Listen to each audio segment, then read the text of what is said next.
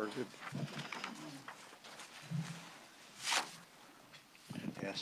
Test. Yep.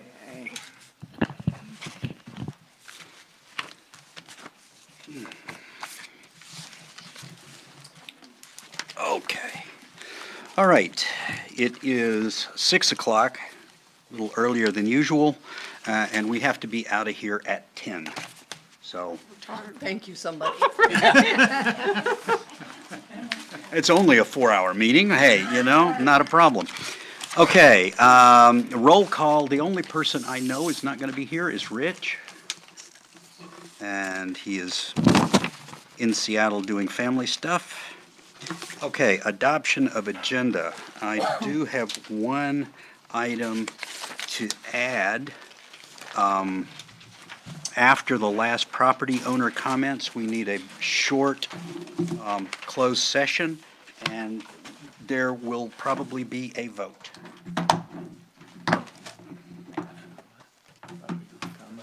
Anything else?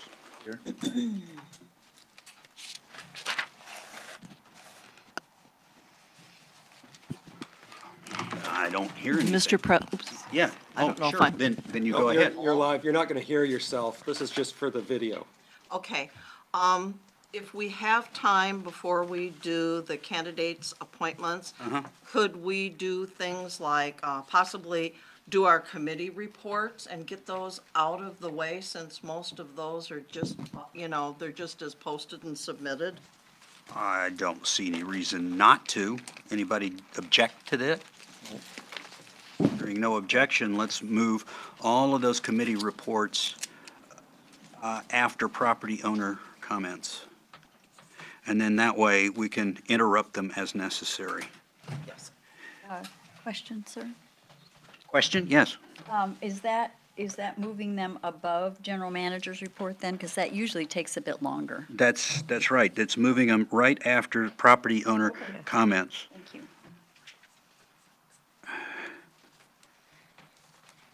And the treasurer's report is at the end because that's some serious stuff. Anything else? Going, gone. Okay, unless somebody objects, I'm going to rule that the amended agenda has been adopted by acclamation. All right, so now we'll move on to announcements.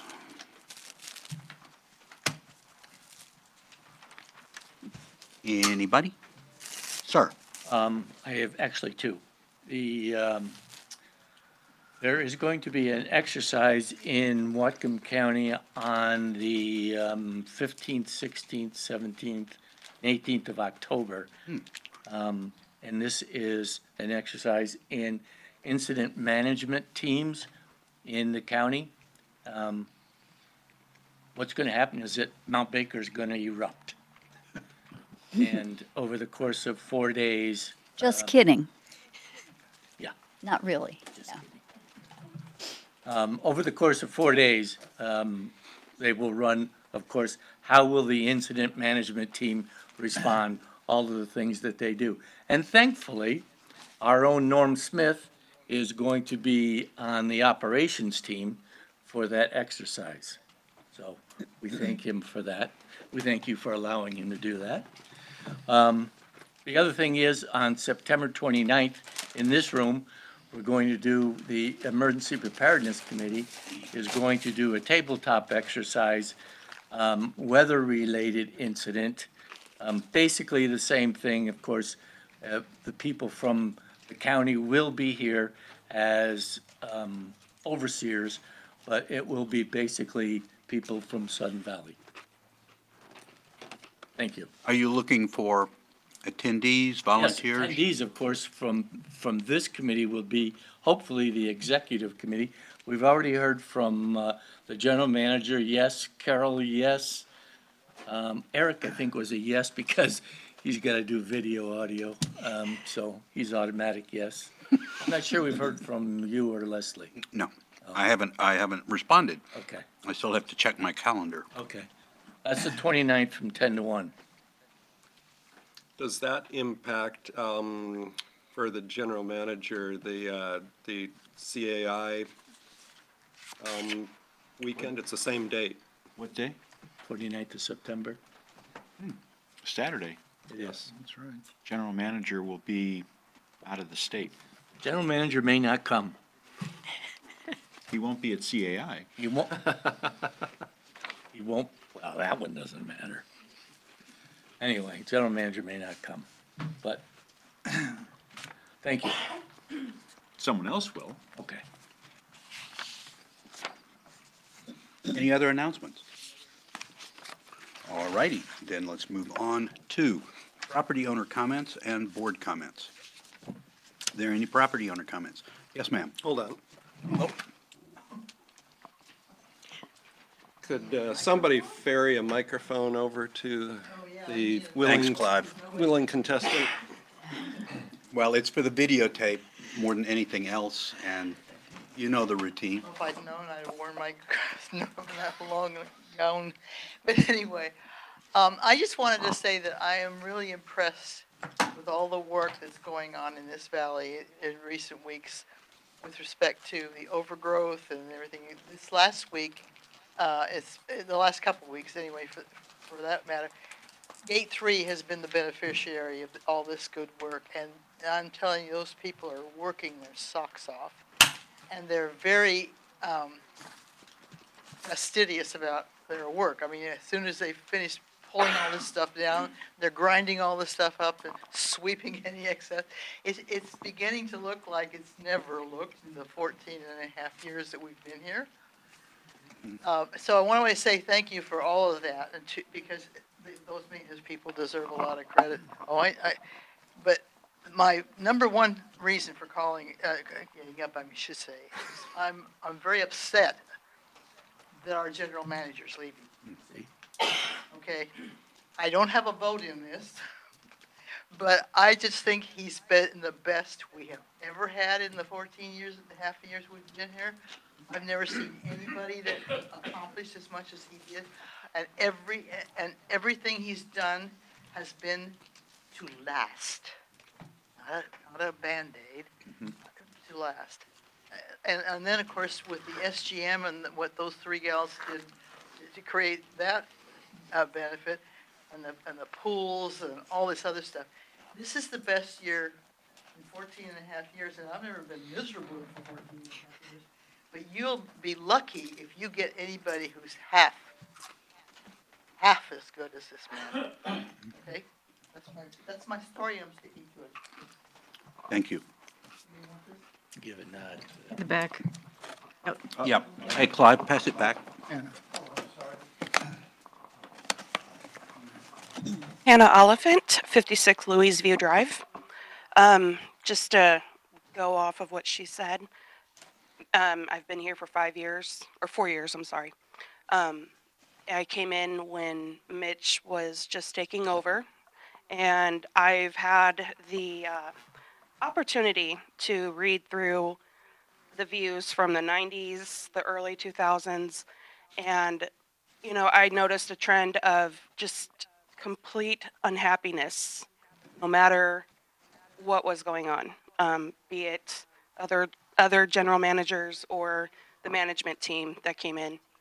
And from the time that I moved in here up until now, I have seen a drastic change within the valley. Not just as far as, you know, things that have been built or taken down, but in general, there's more of a neighborly feel these days than there has been from just reading what I've read in past, you know, views. And I do attribute that to Mitch, and I attribute that to the good people on the board as well. You know, without you guys, he couldn't have been able to do his job. So thank you, Mitch, for your time. It's been nice getting to know you, and I wish you luck on your future endeavors. Play lots of golf. Thank you. Any further homeowner comments? Let me have it right here. Clive, let me just put it here. Thank you, Clive. All right, are there any board comments? All righty. So now let's go directly to committee reports and voting as necessary. Rich is not here. Is there anyone presenting for ACC? Then I presume the minutes are as posted. Go to communications. Nothing. Okay, document review. We have produced a packet of material, but there are still some other issues to consider. And so that, there's been no further meeting, actually. We were going to have a meeting last night, but due to the special finance committee meeting, we had to postpone it, cancel it, whatever, and there'll be another meeting scheduled sometime. Emergency preparedness. The minutes are as posted. We would like to request that the board allow Libby Feller as a new member for the Emergency Preparedness Committee. She has been vetted. I so move. Second. Moved and seconded. If there's, unless there's some discussion, may I, and unless there's also an objection, may I just rule that she is accepted by acclamation? Okay. Very good. Thank you, sir. Anything else? No, sir. Thank you. All right, long-range planning. We still need some volunteers. Yes, David? I'll add you. Thank you. And that's not enough. The bylaws say we're supposed to have, I don't know how many, 9 people, 12? something, It's a large number of people. Baker's 10 dozen. more to go? Well, Sarah also volunteered, so. We need some people. Oh, we have a community volunteer. Excellent, excellent, sir. There's I a, know that person. there's a Yeah. volunteer slip. Fill it out, and then we'll check off to make sure you're vetted. Of course, you Can probably. I get a name? Name. Chris Keller, Chris Chris Keller. Keller. Okay. Thanks. Golden Valley. Thanks, Chris. For Saffron Court. It's okay, I just need a name for the minutes. Thank you. Hannah? Anna? I actually sent in a volunteer online. I filled that out 2 meetings ago. Oh, okay, thank you. I have not seen that yet. Okay. That's good. Thank you very much. Appreciate it. All right. Where was I? Long-range planning, nominations and elections. As submitted and posted online. Okay, very good.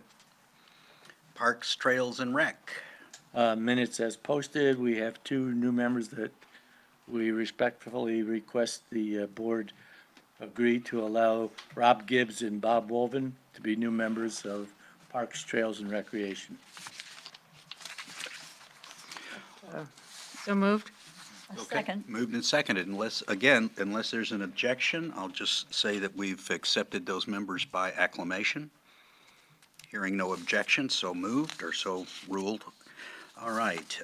Now I see on here, there is a request Yes. for fencing and revised layout at the Marina Park.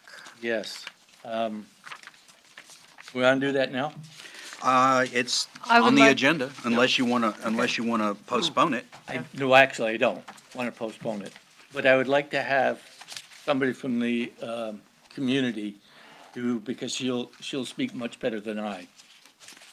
If that's all right with the board? Well, if you're talking about Karen, she's the co-chair of that committee, so Yeah. I think that'll be okay. speak better than Great, so, okay. Thank you. Let's, yeah. Yeah. Yeah. Grab the microphone, same thing, name, rank, serial number. So this is a follow-up. You'll recall that I think it was 2 or 3 meetings ago, we requested that the board approve determining the feasibility of putting in a fence at the Marina Dog Park for the off-leash area. And working with Maddie on that, we determined that we really need to have our ducks in a row before we go to the county. And so we went back to the community, and what we are now requesting is to put in a temporary fence at the off-leash area, to contain the off-leash area. And we are requesting it to be along the same line of what was approved back in 1997 for what is actually supposed to be the off-leash area. So if you'll see included in your packet is actually SBCA policy 1997.07, and that is what is officially approved by the board to be the off-leash area. We could not find any changes, rescission of that, or amendment to it. So as far as the records go, that's where the off-leash area is designated to be, and we're just requesting a temporary fence be put in there as soon as possible, and if there are any kinks in that, we'll work them out before we go to the county and request a permanent enclosure. Okay, thanks. Oh, sorry. I was just gonna say, we are angling it to make sure that we do preserve some shoreline for dog access there.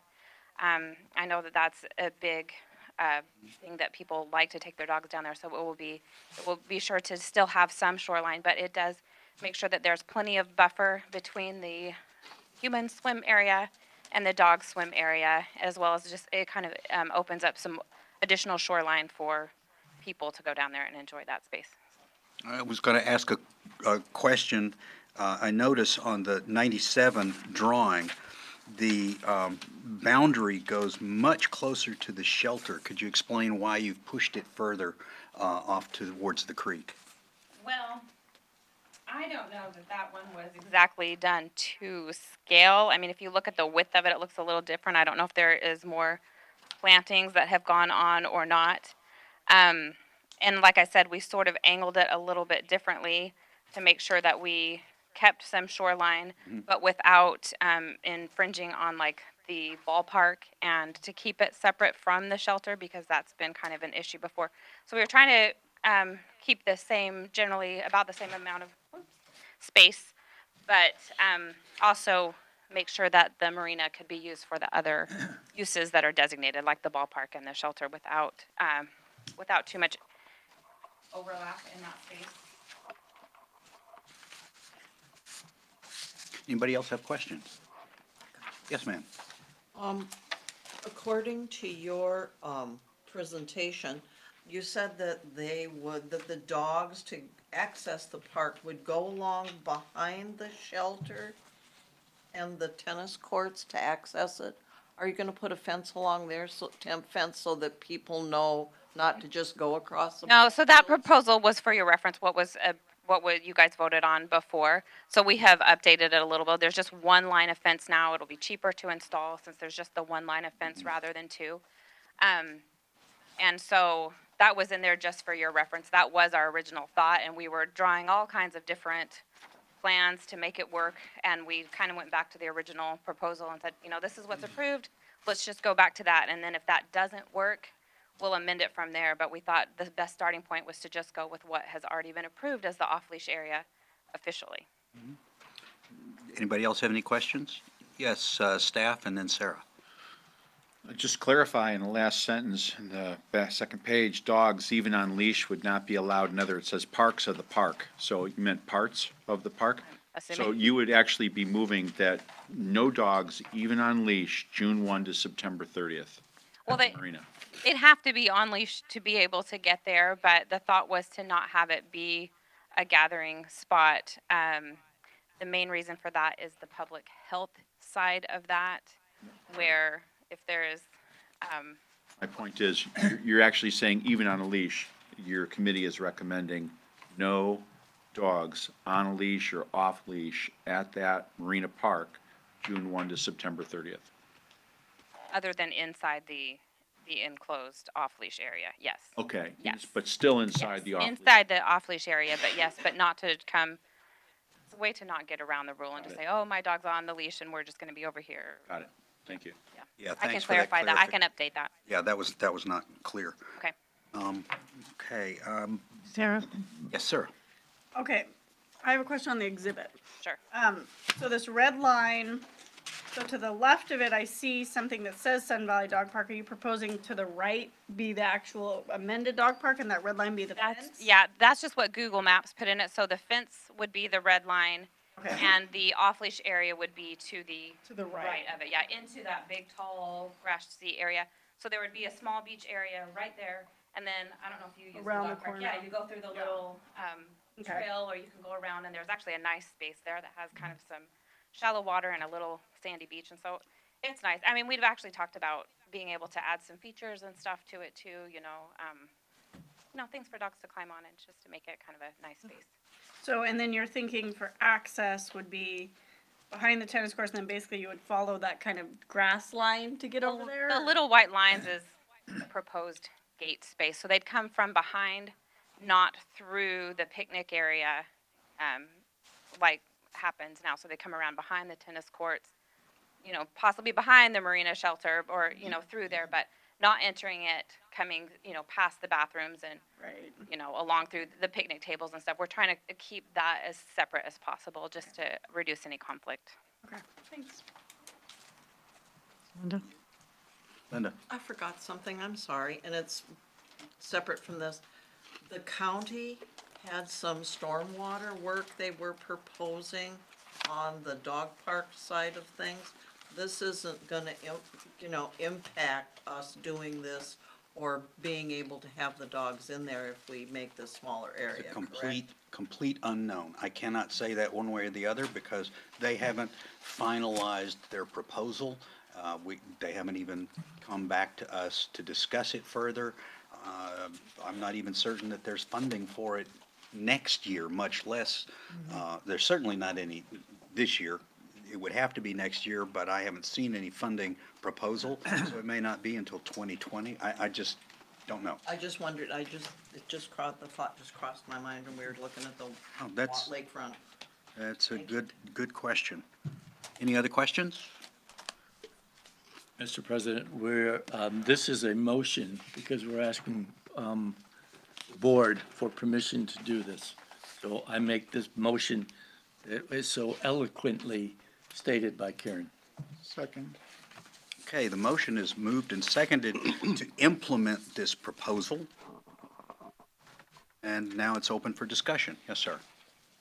Have we discussed how much this fence is going to cost, the temporary fence, or, yes? The temporary fence that we're contemplating is much like the one that was utilized at the small dog park, just a construction fence with posts, just to see how it goes and to get feedback from the dog owners and also to get feedback from the county before we go ahead and go beyond that to put in something that would be more permanent.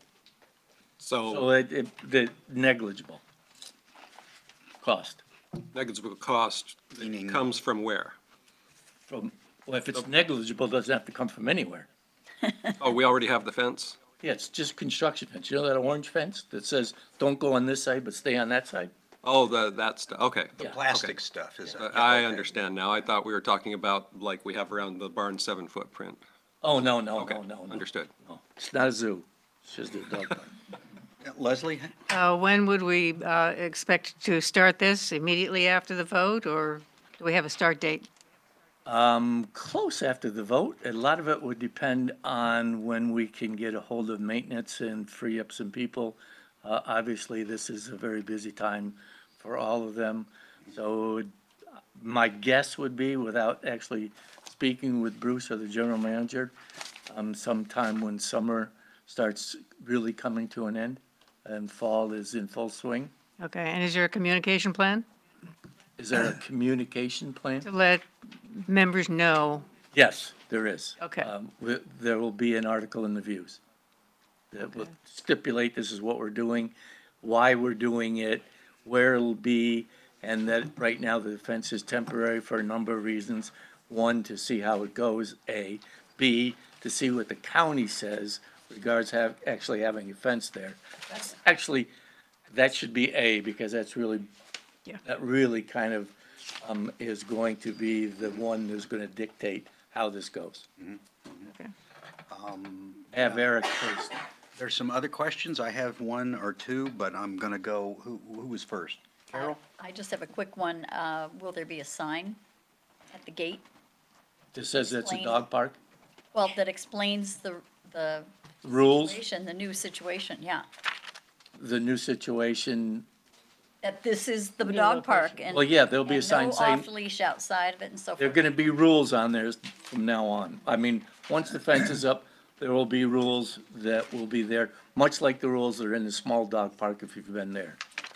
I want to clarify that answer. Will that signage be somewhere closer to the parking lot so that people will see that before they start acting like they used to act?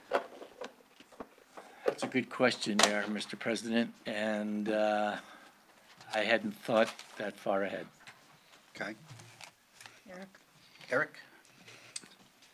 We have a policy that's in force right now, that's attached here in policy 1997.07. Is what this proposal intended to do is to add to this policy or replace this policy, or? No, just to kind of make us aware, because before, when this conversation has come up, and it's come up a few times in the past 5 years, we had not seen that 1997-07 document prior to. And when we started talking about when the committee started talking about, let's put a fence up and move the dog park away from the picnic area, and we found this, we said, we still going back and forth, should it be here, here, or here? And finally, as Karen said, we decided it should go back where it was originally stipulated, because we could find nothing in the documents from 97 on that rescinded that order. So we're just kind of, the vote is, yep, I understand what you're saying, and yes, I see that 1997-07, and it's cool or it's not cool. Okay. Sarah? Okay, I have a couple of questions. So we have the fencing, but do we have posts and then like the signs that we're gonna need? Like there will be some money involved with this, so what is, I mean, is that just being taken out of operations, or, I mean, we have to have a funding source of some. Right now, because we don't know what kind of fence we're gonna put in there, or how it's gonna go, no, we don't have that. Okay, I think when Karen was presenting, there was something about dates, like June to September or something, and I can't find that. What was that? Take a look at page 20. It's the last full the last regular text paragraph. Okay, so I guess, so are we saying that outside of June 1st to September 30th, they can be in the other parts then? I'm confused by this sentence. Dogs, even on leash, would not be allowed in other parts of the park. Between that. Okay, so if it's before June 1st, then they are on leash allowed? Is that what it's saying? Okay.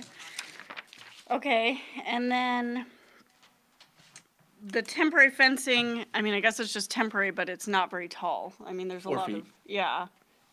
I know my lab could easily jump it, but I mean, obviously it's just temporary, but I'm just saying, Yeah. let's not expect perfection here. Well, because- one of the, all right, I'm sorry, go ahead, you have a question there? Okay, so that's just an observation because I know that fencing is Well, we're not, kind of, one of the rules is gonna be that your dog, as the owner, you have to have your dog under control. Your dog has to be able to come to you when you call your dog. So we're asking you to make sure that your dog doesn't jump over the fence. You're in charge of the dog. so based on my experience at the dog park, there's zero chance of that happening. I mean, I would say 75% of the dog owners completely cannot control their dogs. So that's just an observation from being there. I'm just being honest and putting it out there. So, I mean, it's definitely gonna have to be a much more legit fence, you know, obviously, this is just temporary. Okay, my last concern is the communication. I think we need to have more communication than just the views, maybe something on the website or e-blast, or so that we reach more people than people just reading the views, because people are really sensitive about the dog park. We want to make sure people know it's not going away, we're just changing where it is. And then what about signage? So we have the temporary fence and that'll be pretty obvious where the dog park is, but what about like the route we want them to take? How do we plan to temporarily identify that? That's a good question. We have that, as far as signs are concerned. We can put signs up, but for the most part, we're gonna have to be there for a while and just kind of say, this is the way we'd like you to come in and go out, so you're not coming through the picnic area. We'll have to try signs in the parking lot. This is gonna be a work in progress. Thanks. Are you, uh, are you intending to have volunteers do this education, or are you expecting some people from staff to do this? Not staff. Okay, because it is gonna take a while, and I think you're gonna have some resistance, because I Oh, yeah. have been down there and watched people, they But park see in the that, parking lot, open their door, and there goes the dog. And they're all over the place, until they finally get around to something they like. something and one of they- the reasons that this would, I mean, if it works out, which of course we hope it does. I mean, everyone knows that in the past 2 years, we've had 2 incidences with larger dogs going after small dogs, one of which took the leg off of a small dog. The biggest thing is, as we were just talking, the owners are not in charge of their dog. And I'm not quite sure how we can enforce that, other than making sure that every once in a while, a security person stops down there and checks. It'd kind of be like Pavlov, if we catch somebody doing something wrong and kick them out, the word might get out that, these guys are serious about this. I don't know, but, it's a shame that we have dog owners that are not in charge of their dogs. And we're trying to alleviate that as something going through, having the dogs go through the picnic area where it's inevitable that a dog is going to do something to a child in that area, and we're gonna go, we should have done something years ago. Any other questions? I just have- Oh, okay. Sarah and then David? Just, that made me think of something, that I think, I don't know if you guys have talked through it or anything, but, enforcement of this is gonna be difficult. I know sometimes when there's like somebody I don't recognize with a new dog, I'll go up to him and say, hi, introduce myself, and they're not from Sudden Valley. So even if we say we're gonna add something to our fine schedule for, it's $50 violation if you don't follow these, if they're not from Sudden Valley, we have no enforcement. Well, we're not Ability. planning a monetary fine for not enforcing that. And if they're not from Sudden Valley, goes back to the people utilizing all of our amenities that are not from Sudden Valley, and that's a different issue. And that remains to be taken care of, in the future, I hope, but, I can't stop them from being there. David? Yeah, just on page 19, that first paragraph, that last sentence, it says, "It is also helpful to work with an advocate group for the off-leash area made up of members of the community to help with the enforcement and policing of the rules." So I'm guessing that fits in. Well, So it's whoever basically volunteers- what Sarah was just saying, if you're there and you're a dog owner, and you are the dog owner that is making sure that you have control of your dog will come when you call him. And if you're down there and someone's dog is causing a disruption, then we're actually hoping that you are going to either A, bring that to them. You have to make sure that your dog is either on a leash or is under your control, or call security to say, you can't be here because you're not following the rule that, as stated. Okay, so. But yeah, it's gonna be policing by community members. So in effect, one of the guidelines might be, if you're a member of the community, part of your responsibility is to ensure that the guidelines are maintained, like each of us would be like a policeman, if you will, doggy policeman in the community, I would imagine. We do have responsibility towards our community, do Yes, we we not? do. Every one of us. So that would fit in nicely with, if we all know that we're supposed to exercise that in that area.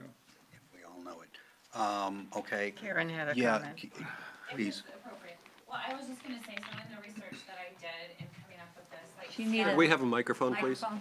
Seattle and several of those have, I think it's called COLA, it's COLA. Want to start over again so Oh, that? yeah, so in the okay. research that I did, it was, a lot of places that have successful off-leash dog parks, they actually work with an advocate group, and that would be probably the first step that we would do, and maybe even as soon as tomorrow tentatively is to reach out, there's a Seton Valley Dog Park Facebook page, and maybe reach out to the owner of that page and like, this is what's going on and this is why, and these are the very specific health and safety reasons why and the best practices. And here's how you can help make this successful so that it can continue in Seton Valley. We can have a water access off-leash dog park. So we would reach out to that group and then and those are the people that are down there frequently, and hopefully, like we're doing with other parks, you kind of have a steward program there where they're kind of the ones down there often and helping to enforce the rules, as well as community members as well. I think if rules are posted, it's a lot easier to point to it and say, you're not following these rules. Right now, there are no rules down there except for pick up after your pet, and so, and even that, I'm not sure if it's down there. So it makes it really tough to be able to kind of point to something and say, hey, you're not following it. And the other thing I would say is you brought up the budget for it or financing of it. I would assume that rather than coming out of just general operations, it would come, whatever minimal expenses there are to set up the temporary thing and some signage would come from the Parks and Trails budget, since we have a designated budget for that, and I think it would fall into that category. Can I ask a question? Um, Please, you don't have too many people here. Quick question. Okay, go ahead, unless somebody has an objection here on the table. Let's get a microphone over there, please. Can we entertain the requirement? Wait a Hold on, minute, hold wait a on. minute. Into the microphone. Can we entertain, Nick Flacco, Orchid Court, can we entertain the requirement that all dogs must have a license and a rabies shot tag? Interesting. All right. Whoa, Let's- this is not a discussion period, and we don't have microphones for Sorry, I everybody. did that. No, that's all right. All up still for discussion. I'll say that. It's a work in progress. Like Mike said, this is a first step. Oh, and we'll- you need that microphone. Go ahead. It's the tape. Sorry. It's still all up for discussion. This is a work in progress. This is what we thought was a good first step to making sure that there were some safety procedures in place. And so we can entertain a whole lot of things to help make it a better experience. And we're not gonna stop with just the fence. We're gonna look on both sides, people that go down there not with dogs and people that go down with dogs, just to make it a better and more enjoyable experience for everyone. And that's kind of the whole point of the Parks and Trails and Recreation and all of it committee right now. That's what we're working on doing. Thanks. Any other questions? Could I just interject something here certainly to let the community know that the appropriate time to ask or have any of your opinions included in the research or in anything about licensing or any other concerns would be at the committee level and or at community comments section. So please get involved in committees. I still have a couple of questions, so I'll ask them. Whoever answers, it doesn't matter. Erin does a better job, but I'll. Well, just make sure she gets the microphone first. If you'll note on the Exhibit A, you'll see the square box where the mutt mitts are located and the trash cans are located. Yes. And that is well outside of the proposed area. So Yes. what are you planning to do with that? We'll just move it inside. And who will do that? Well, I'll do it. Volunteers is fine, but it'd be nice to know who's I'll do it. doing that. Okay, the other one really is just a comment. I'll put it this way. Given that this is a drastic reduction in size from where I see people run their dogs, throwing balls and chasing, and dogs chasing each other and having a good time, did you consider instead putting a fence in two parts between the marina building and the beach, and then the marina building and the tennis courts, to force people to walk around the backside of the tennis courts with their animals, instead of allowing them to run through the picnic area? Did you guys think of doing that, and why did you not pick that? Well, we did consider that when we were first talking about fencing the area. The original, well, obviously, this is the original. But when we first started talking about it, a fence in the area to make an off-leash area a little more safe for the community. Yes, it was going to incorporate the fence of the tennis court, so that when you came from the parking lot, that's looking at page 18, you actually parked, see where those two cars are? You parked your car there, you had to walk around the tennis court, all the way around there, and then you came between the tennis court and, the, shelter, straight down towards the water, where the sign is now. And the fence would have gone from the water to that, and then at a 90-degree back over to the dike. But that was obviously a longer fence. It had another gate in it to make sure that a mowing machine could get in there to mow. We thought that if we did something like that, the cost might be prohibitive. So we tried to get it smaller, and that's where 1997-07 came in. Again, you're right. Would that be a better way to do it? Yes, that would be a better way to do it. And hopefully just by people going down there and utilizing this and being told by the people that are following the rules how they should get into the dog park now, we can hope that it works. If it doesn't work, then we amend it and see if we can get it to work a different way or do something differently. Whatever that is, I don't know. We can't do what we're doing now, basically. Oh, that leads to another question. The original reason for allowing dogs at the marina was to chase the geese away. With dogs not being able to run, you know the geese are going to run wild in the on-leash area all year. And there's no way to clean that up. And certainly, I know from my own experience, I always take and put into the trash more feces than my dogs leave. So what are we going to do about the goose poop that will be there all year? And also, I guess this is really not a question. The second one is more of a comment. I'm very concerned that enforcement just won't happen, particularly if we're going to rely on volunteers, because volunteers really haven't enforced the dog poop removal. It's better than I expected, believe me. It is far better than I would expect, but still, it's... So I guess the only question is, what about the geese? Actually, I never thought of the geese being over there. I've never seen the geese in the picnic area where there are not a lot of dogs. The geese that I've seen have mostly stayed on the spit, where they say they can read the sign that this is the conservation area. So if I stay here, I'm safe. But I didn't realize that the reason the dogs were there was to keep the geese out. And I'll just say, point of information, there's goose poop everywhere on that park. Right. Everywhere. Yes. Okay. Yes, ma'am. Sorry. I would say that due to the amount of goose poop you still see, I don't know that the dogs are making a lot of difference. I don't know that we have any data to say that that helped or didn't. Yeah. Number two, do you want to say something? Go. When Wilson came out to present and they said it was potentially a wetland, I think if we have dogs down there specifically to chase away geese, that's going to be a no-go, because, wetland is to preserve it's not just the shoreline, it's also the animals. So I don't know that we can really use that reasoning and preserve the dog park down there.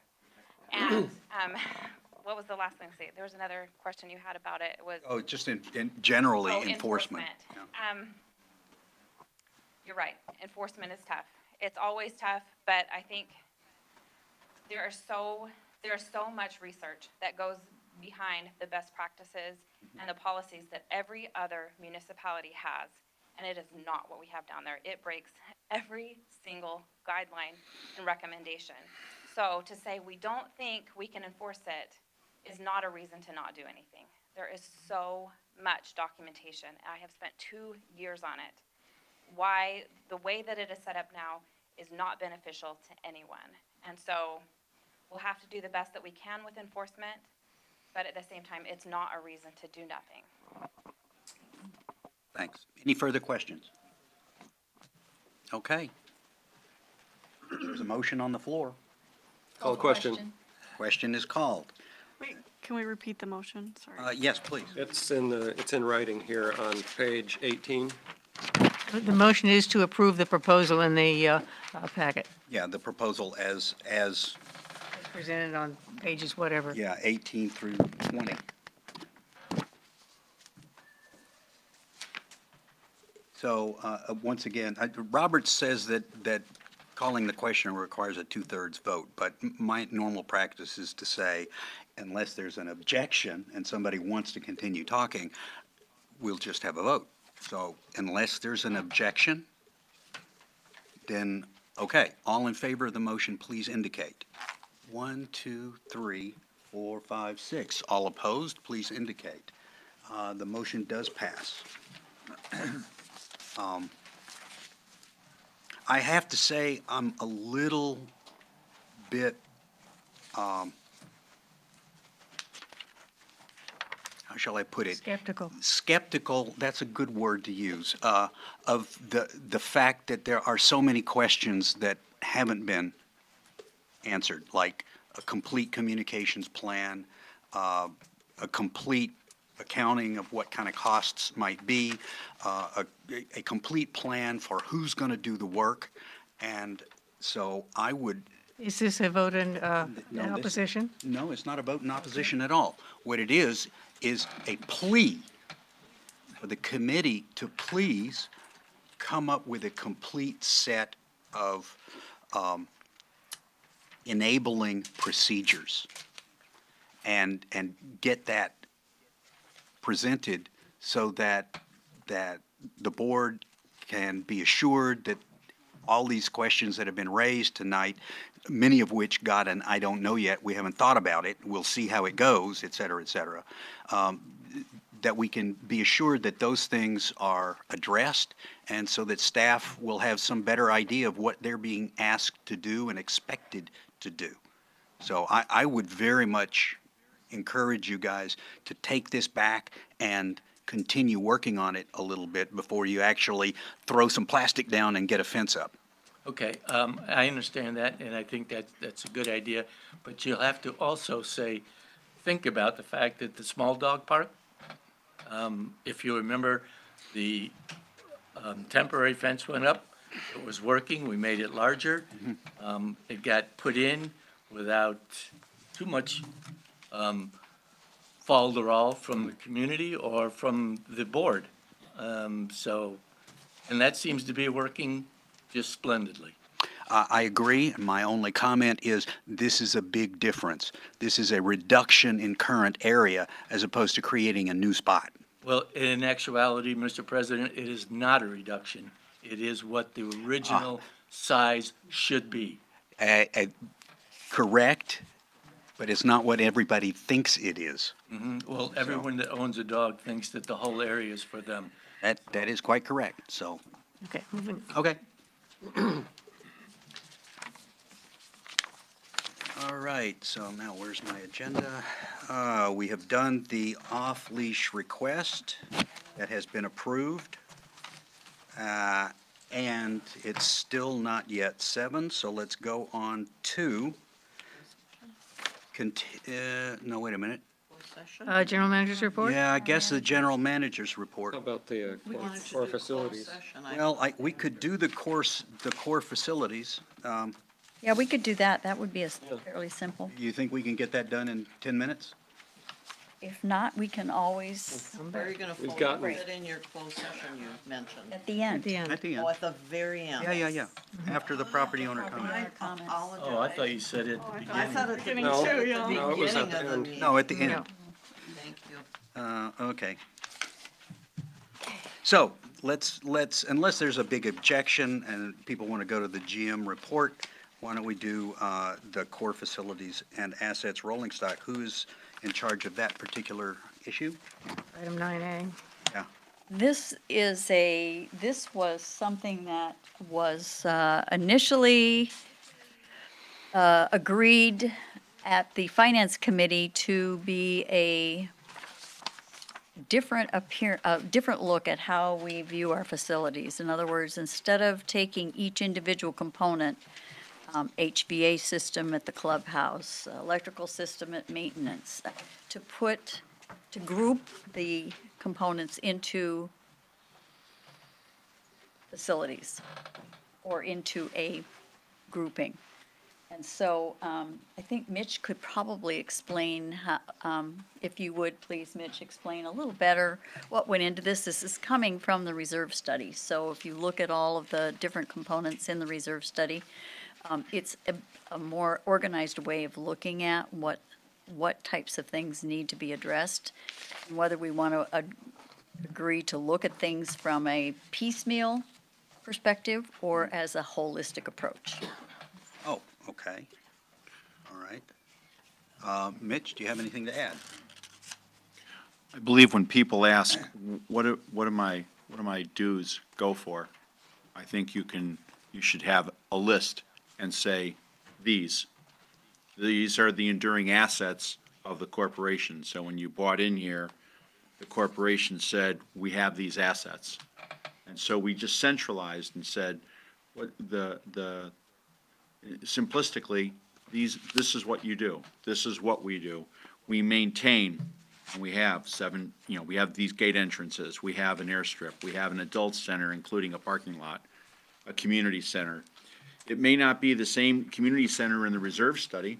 The reserve study might say, we have a community center, and instead of saying, as you mentioned, ma'am, replace the plumbing, replace the electrical. Now, the next reserve study is going to say, this building, replace this building. That's your community center. And it will say, the maintenance building, replace the maintenance building. In 10 years, it may have a modernization or an upgrade, or in 20 years, roof replacement, because that's a life cycle of the asset. But these are the assets of the corporation. And so when we talk with finance and they said, well, what is it that we do and what is it we take care of? There's so much stuff in your reserve study. We created a list and said, this is what we believe are the core facilities and assets of the corporation.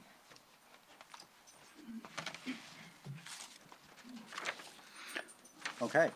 So the list was originally handed out 2 or 3 board meetings ago and hasn't really changed. Is there any request that you are making or action that you would like the board to take?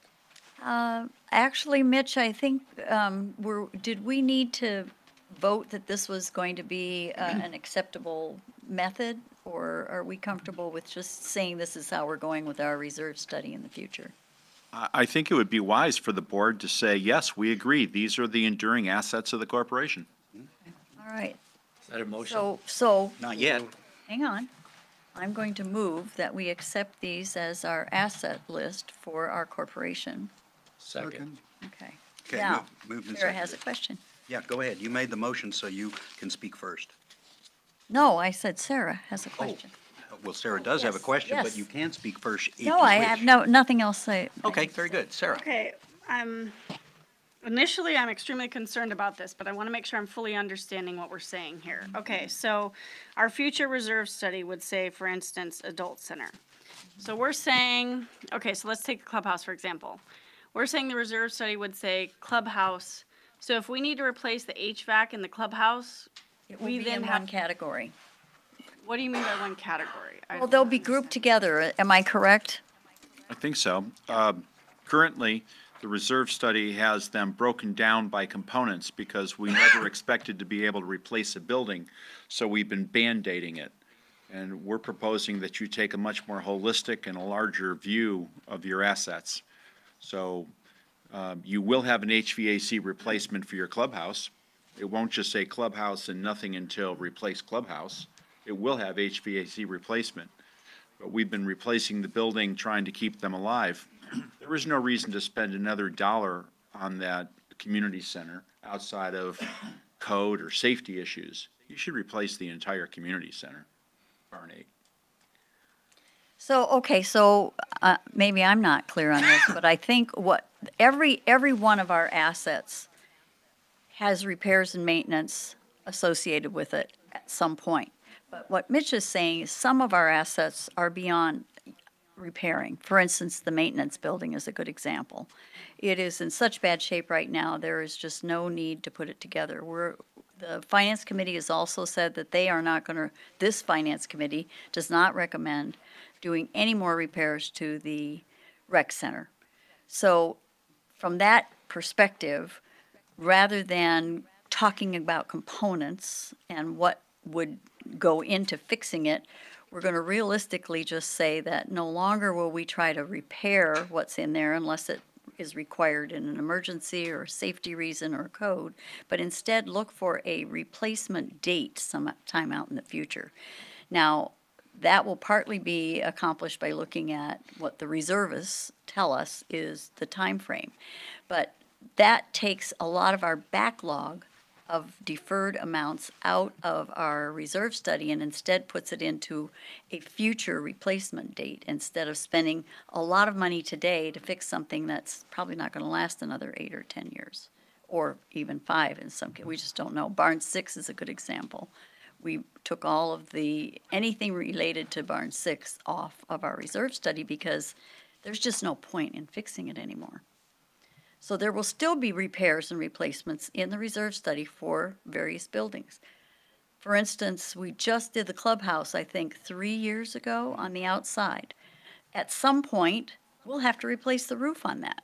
We're not going to replace the whole building when that happens, so that will be a component that will be repaired. Right now, we're getting ready to replace the HVAC system, so you'll still have that, but it will be part of that building. But 50 years from now, when that building's coming down, that would be a time frame when they would say, okay, it's time to replace that building, if it is. So what are we, I'm sorry, I still am not understanding this all. So what are we accomplishing by saying we have one item on there that has a 50-year replacement date, yet we're going to still be doing the components? I mean, you're going to miss out on the detail of those components. Like, yes, the HVAC doesn't have the same useful life as the building. I mean, obviously, there's much smaller things. That's why those will still be in there. So what are we changing then? I don't know that we're changing. Okay, go ahead, Jennifer. I think all you're saying is, these are the assets of the corporation, not the smallest component, but the largest component. These are your assets. You have a security building, you have an adult center, you have 2 pools, you have a maintenance building, you have a clubhouse, you have a marina, you have a marina building, you have 2 shelters. These are the assets of the corporation. Are they assets that you're going to maintain? And if they are, great. If they're not, cross them off, don't maintain them. But I would still want the reserve study to tell me, hey, your HVAC unit is due in 10 years, not, hey, the building's due in 30. It will. But then you're not saying that these are our assets. Those are 2 different ideas.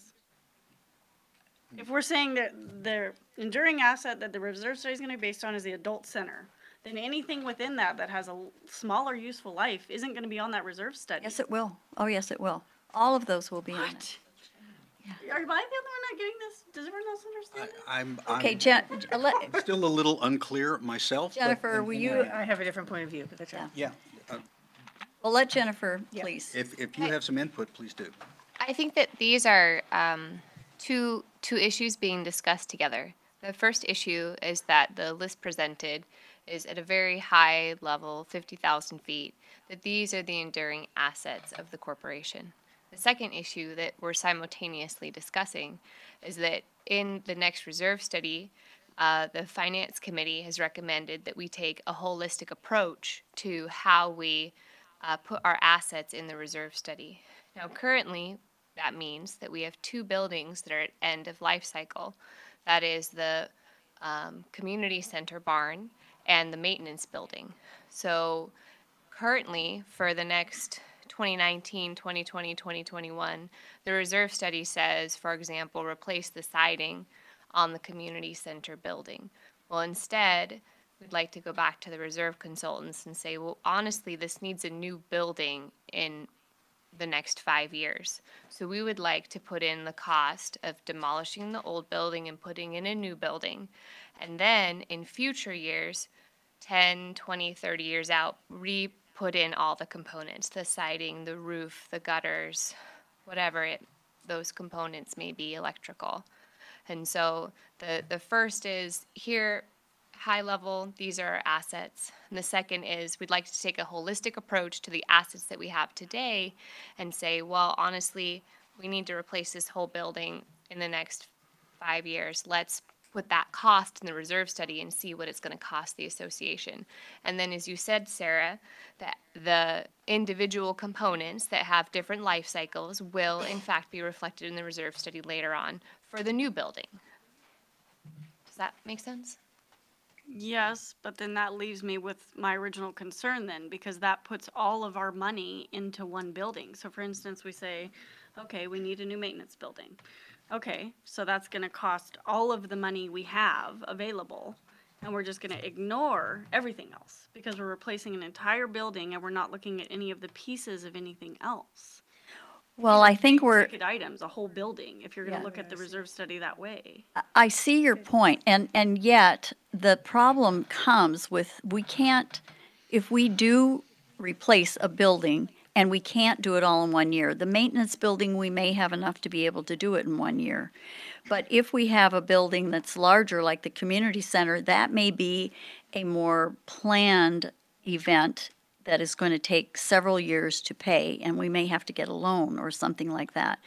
I think the plan is, if we don't understand what our future holds we're kidding ourselves if we keep putting components in about the community center or the maintenance building and trying to fix it, because that would be wasted money, and it's taking up, it's so deferred that we have a very long list of deferred items right now that we're never intending to actually initiate, because they aren't going to do anything for those two buildings. So I think that's what they're trying to say, is let's just be honest and put forth what buildings are going to go down, and then we can plan for when we will have the money to do it and what our procedure will be for doing so. And we may not be able to do the payback all in 1 year, which is why we may have to do a loan. But at least we have a plan. Okay. Well, you're saying we need to move on, but, No, I'm saying that it's 7 o'clock. oh, it's 7 o'clock. Yeah, all right, so let's Should we take a break here? Let's take a break. We'll put this tabled until after we deal with the candidates, and then we'll open back up for further discussion, because there appears to be lots to talk about. Okay, Linda, Thank this you. is your bailiwick. I have 5 candidates for the interim seat. Elma is here, I know Elma. Andrew Entrican is here. I know Nick, Shannon Mills Toth, okay, and Hannah's here. If you'd all get up and follow me, please. This is Walk fun this time. way. Yes, walk Yeah. this way. Don't go there, no. I'm going to follow them and get coffee. Yeah, okay.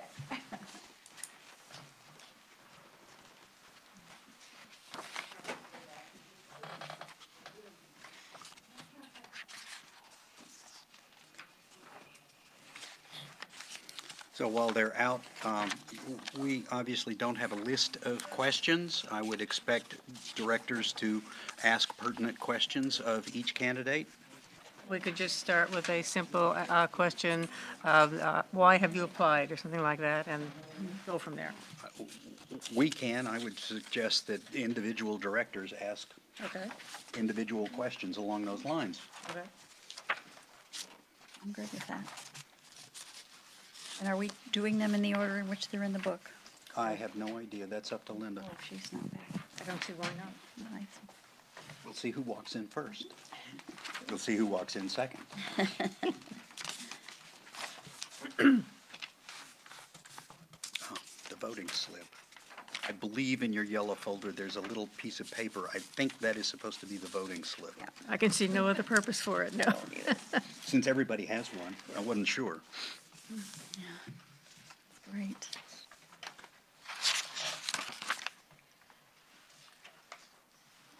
Mr. President, these people are the applicants for the AGM. Are they No, sir. applicants for the No, interim? they're not. They're applicants to fill the vacant seat. All for the interim? Yeah, they are all for the interim. Okay. Immediately after the vote is counted, the winner will be seated. The winner will be seated. Okay.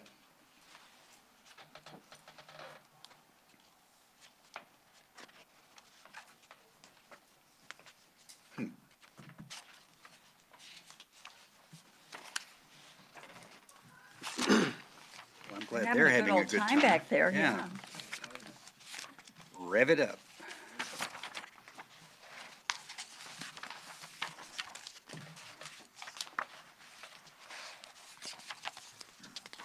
Mr. President, is each candidate going to have an allotted amount of time? And the chair here.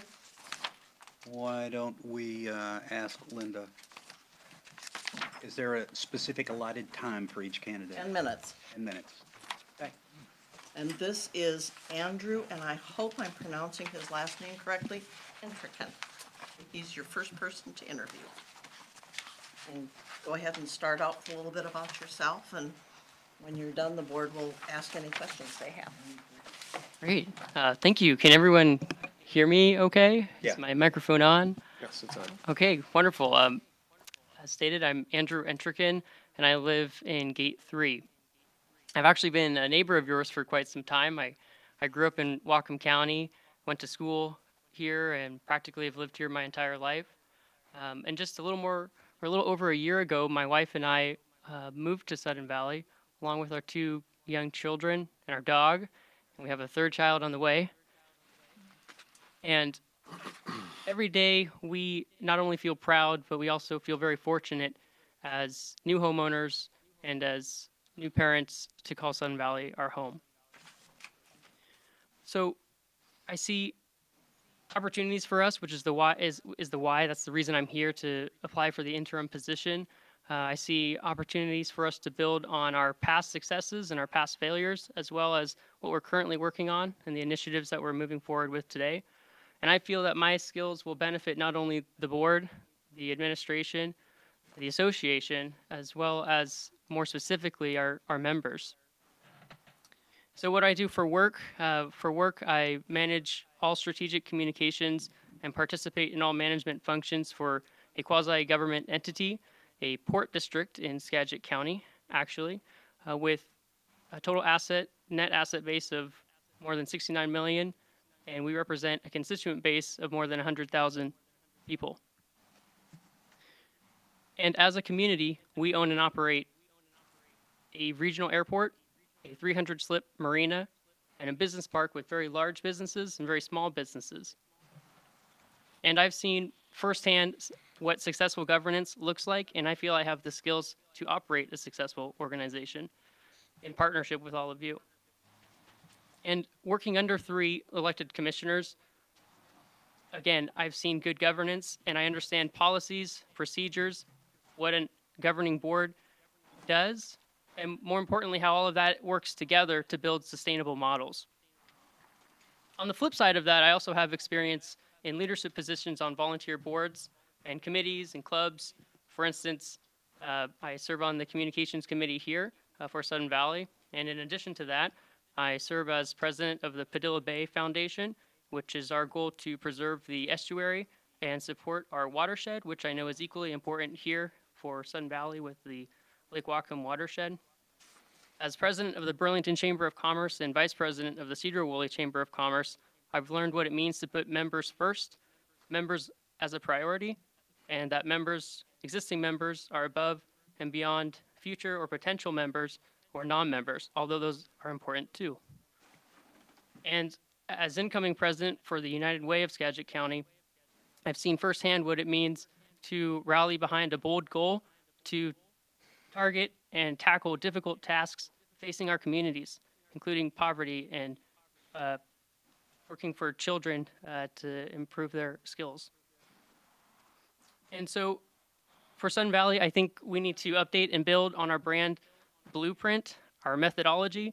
I think we need to communicate with our members as well as collaborate and invite them to be part of that method and how that method will guide us now and into the infinite future as a whole, representing every member in the most reasonable fashion possible. And what I like to use is a set of kind of three areas in my day-to-day decision-making process, and that is begins with values. I think every decision should be informed by our values, and we need to identify those values as a community. And when we think about a task or building a building or taking down a building, I think we need to ask, how is that going to improve the utility or the functionality for all of our members? And also put that through our values. Does that resonate with our values? The second is research. I heard a lot about research today. I think we should continue to use research and use data to guide us. And finally, it's the connection piece, building sustainable models. I think we should build sustainable models and systems in a way that become, I'll have to refer to my notes here, build sustainable systems that weave themselves into the fabric of our members' everyday life until they become indistinguishable from it. Again, I'm Andrew, and I'm here to help. Thank you. Thanks, Andrew. Okay, does anyone have any questions? Yes, ma'am. I want to know how you're going to have time to be on the board.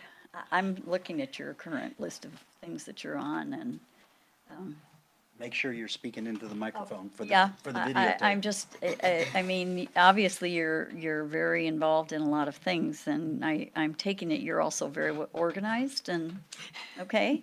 Is that, you've got to be. I think that's the key piece, is to be very organized, and that's partly why I'm running for the interim position. You won't see me on the other, for the longer term board. I'm here to help on an interim basis with the time that I do have available, which, as you pointed out, is limited, but I am here to help in a limited capacity. Okay, thanks. You said you're on the Communication Committee right now. Are there any other boards, other committees that you feel kind of interested in? All of them. But I don't have You're time on. to do that. Yeah. I guess I haven't learned how to say no yet either. But no, communications is. I started with communications because it's really in my wheelhouse. It's what I do for a living, and I feel that with the time that I do have, it was the most logical for me to participate to help move our community forward. Thank you. Well, that's a great entree to something that you heard me speak about. We don't have enough people on the long-range planning. And clearly, what you spoke about involved long-range planning. So if you were to become a member for an interim period, would you consider being an integral part of the long-range planning committee and maybe continuing on in that role after your term expires? Absolutely. Okay. Very good. David? Just, were you saying that you're primarily interested in finishing up this year, but not necessarily applying for the board position coming up at the AGM? At this time, I'm interested in the interim position due to my constraints and other obligations. Odell. Andrew, you mentioned skills several times. Exactly and specifically, which skills do you feel that you have that apply to this position? Great question. Thank you for the question. And I think it goes back to communication skills. My graduate program was in communications and consensus decision making, and I feel that that's the most valuable asset that I would bring to the community and the board. If there are, oops, go ahead. How long have you lived in Sudden Valley? Just over a year. Okay. I know that before I moved to Sudden Valley, I did a little bit of research about what Sudden Valley was about. Did you do any anything, and are you pleased with, is it different than what you expected? Is it better? Is it worse? What are your feelings, and how did you do the research? Okay, great. Well, before moving to Sudden Valley, I reached out to coworkers. I perused the website, even attended a few meetings to get acquainted with what Sudden Valley is and what you all represent. And and I said earlier, I'm still excited to this day to call Sudden Valley home. And I think I know quite a bit about Sudden Valley and what you're all doing, and I'm proud of where you're going, and I'm just here to assist and support in your existing efforts. Thanks. Thank you, Andrew. If you'd like to have another seat in the audience, and I'm going to go get our second app. Thank you, everyone. Thank you. Thanks, Andy. Must have drawn numbers out there.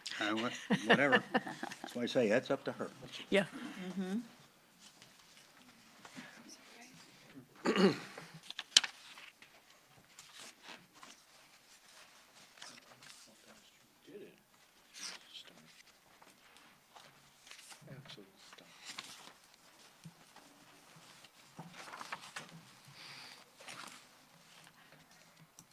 They may be drawing them again. Just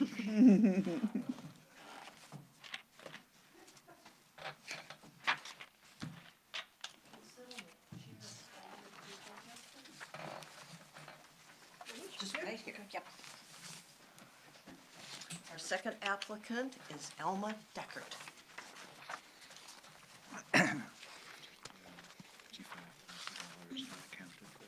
Would you like to say a few words to start us out? Sure. It kind of find myself in a place here because I did run for the board last time, didn't quite make it in. I just wanted to put it out there that the reason I'm here right now is because I do feel that there is, shall we say, a significant portion of this community which feels as though it's not being listened to or not being heard. And it is a voice that I've been listening to and talking for in public, in the media and what have you. The current thing that is brought it to a head is this new law that is going to be on the books, which changes a lot of things for Sudden Valley, which has been discussed here before. And I know that a lot of people out there are, not to put too fine a point to it, terrified by this. And I would very much like to have the opportunity to be in a position where I am in a position to have a voice for those people, to talk for them, to hear their concerns, to bring their concerns to this board, and to have this board look at those concerns. I feel that it is a necessary voice, and that is why I'm here. Okay, thank you very much. Does anyone have any questions? Odell? Mike, are you raising your hand? Odell's first, sir. Odell. First, hi, Alma. Hi, Odell. It's been a while. I know that before you were vehemently against the golf course. I'm wondering, now that it is making a profit, how do you feel about it now? I would have to take that in several parts, and that is, I would have to take, it has been said that it is now in the black, which is great, which is, once it does that, if it does that, I'm not against the golf course. If it supports itself, I'm perfectly fine with the fact that the golf course is here and that it does its own thing. What I would need to take another look at, though, is the fine print in what is involved in saying that, because there may or may not be some underlying costs that are or may not be factored into these numbers as they are put forward now. They may be. I don't know. I haven't gone into it with that fine line, kind of fine magnifying glass. If and when such an opportunity or occasion and necessity arises, I would like to find out more about it. Mike? Yes, Alma, thank you for running for the interim. I appreciate that. You said that you feel that much of the community is not being heard, and that's one of the reasons why you're running for this interim seat. What skills, other than being a voice, would you bring to the board so that you would be a part of the board? I'm a communicator. I'm a communicator by career. I listen and I speak. I have opinions. I'm willing to be educated.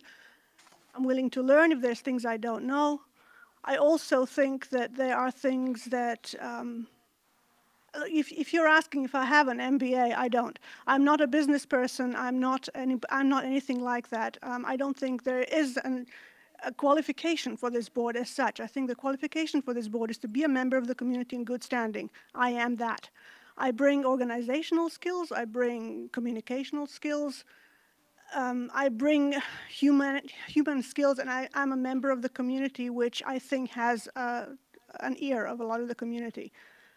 I'm not entirely sure what you mean by skills as such. What do you expect me to bring to the board? No, you did a very nice job of explaining that. I appreciate that. David? You had mentioned the concern for the WUCIOA, the new legislation that we're dealing with. Could you explain what you might be for or against, or whatever that issue is?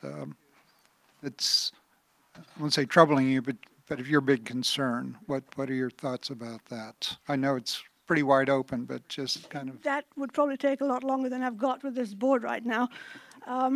But in a couple of nutshells, I'm concerned about the fact that the voting system is what it is.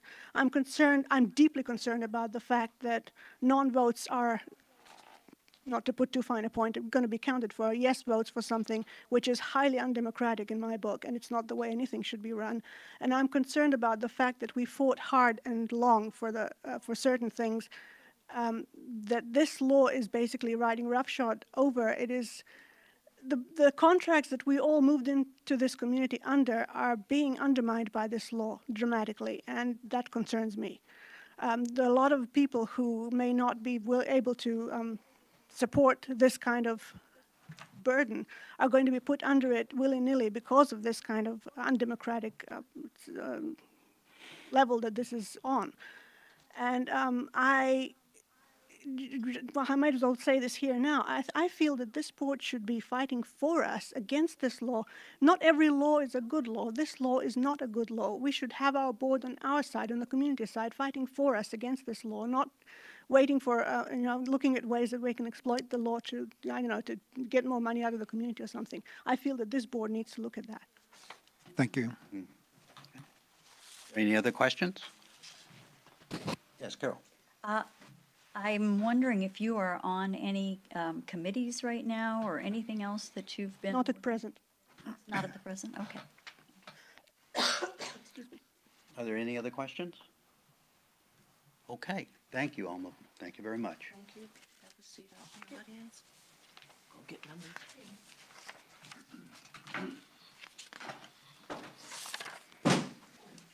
3. Yikes.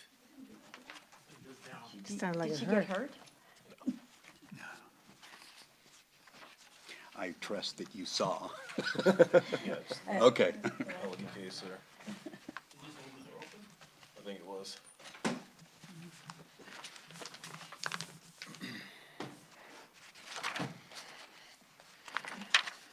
Thank you much.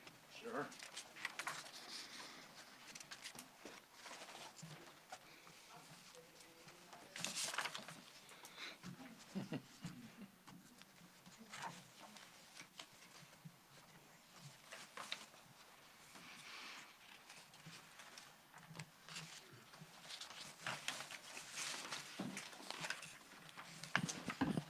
Our next applicant is Hannah Oliphant.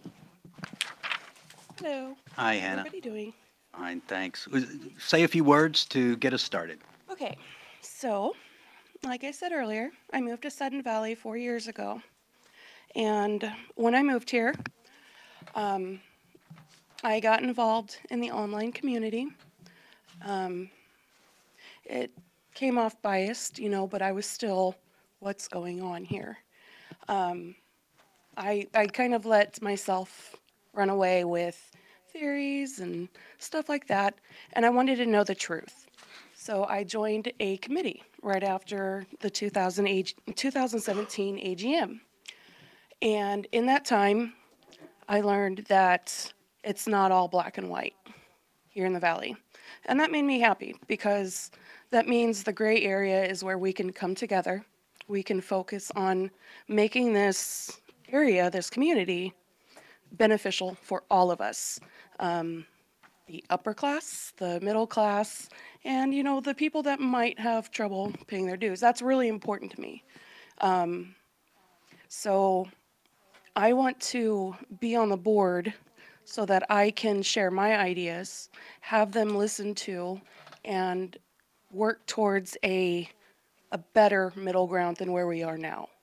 Where we are now, I feel, is damaged, and I want to see that fixed. I want to be a part of fixing that. I want to be a part of providing transparency to anybody that's interested in listening. Why I'm on the communications committee, The more I get involved, the more I am intrigued by the day-to-day goings on here. And I, as a stay-at-home mom, I have the time to give. I have that time, and I'd be honored to give it to my community because I want to be here. I want to see this place flourish and thrive, and I want to see everybody heard. That is my main goal. Everybody is heard, and sorry. I don't want people in the community to feel like they're being left behind, especially with this new dues structure we have. It's very important to me that people don't feel left behind because that's when the negative comes out. And we need to focus on the positive, but we also have to be the positive. So that's why I'm interested in the board, and that's where my stance is currently. Thank you. Okay, folks. Mike? Carol's first. Oh, Carol. Hannah, I know you're on the communications. Microphone, please. I know you're on the communications committee. And so, and you mentioned this, the new, it's actually RCW 9460 Yes. now. It's no longer a Senate bill. 490. Oh, 64, Yeah. I'm sorry. I had the sixes and the 9, yeah, 6490. Should have wrote that on my hand. Yeah. I'm good with numbers, really. I'm curious to know what you believe is what one action would you think needed to be taken from the board's standpoint, as a member of this board, in communicating and getting the message out and hearing all sides about this particular issue? Being on the communications and the views is one of those multifaceted, publications. It answers a lot. And I would like to see, as far as this dues increase goes, there needs to be a better way to, words fail me. Okay, so let me start over. As far as this dues, the main thing that I think we need to worry about is that we cannot leave behind anyone as far as how we structure upcoming dues, how we budget upcoming dues, stuff like that. We need to, take in consideration that not everybody can pay that, but, it's important to get people to write into the views, to attend our meetings, to attend board meetings. It's important, and one of the things that I would do if I was on the board is to, aside from begging, give them a reason to come here and be involved. It is important now more than ever to be involved. So as far as the dues go with that, I'd like to see in the next few months, while we're, dealing with the upcoming election and who will be put in and how they view the structure that we have currently. I don't know where I'm going with this. But, you know, we have a lot of work to do to get people in these seats. And we have a lot of work to do to get people into the volunteer positions. And that would be my main focus, my main concern, you know, because when money's involved, you don't just want a handful of people to make all of the decisions. You need as many people as are willing to get involved. And it's important to listen to those people. You know, we are only as strong as our weakest link here, you know, in this community. And it's a large community. So, you know, it's important to kind of change the message and, you know, be more positive and uplifting, and instead of, well, you're going to pay this, here's why we're going to pay this. This is what, you know, what you need. And one of the things that I've actually been thinking about, one of the things that I was thinking about was how we can maybe go about asking for dues increases. One of the things that I was really concerned with the revitalization is that it was an all or nothing. Now I see opportunity for people to be able to vote on where their money is going, as opposed to, you know, fighting over dues increases in the future. We need to be giving people the opportunity to decide how their money is being spent. And that's one of the things that I'd like to actually see happen. Good, thank you. Mm-hmm. Did that answer your question? Okay. Who's next, Mike? Eric? Hi, Hannah, thanks for coming. I first met Hannah about 4 years ago when we cleaned up a park together. And ever since then, I've seen her showing up and volunteering for things. I'm curious, what committees and subcommittees are you on right now? Currently, I am on the Communications Committee and the subcommittees on that. I chair the Welcome Neighbor Subcommittee. We are taking volunteers. I work with the Events Subcommittee as well. I will be working with Summer Cronk on the web, you know, issue, so I'll have that too. I am also on the Parks, Trails, and Recreation Committee, and I am trying to get together the Long Range Planning Committee, because that is extremely important right now, you know. So like I said, I filled out a volunteer form the night that I heard that there were vacancies, so those are the committees that I'm on. Thanks. Mm-hmm. One quick question at the beginning. You said that we are damaged. Can you explain that? Yes, damage as far as we allow a lot of gossip to dictate how we feel about this community. And it's important to get the facts out. We need to heal the fissures in the community, people that are so against anything board related. We need to start working on the trust between the people on the board and the community.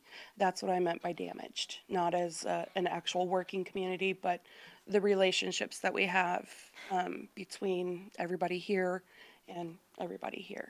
Can you give me an example as to how you would repair that? Yes, well, being on the Communications Committee, like I said, I find transparency is extremely important.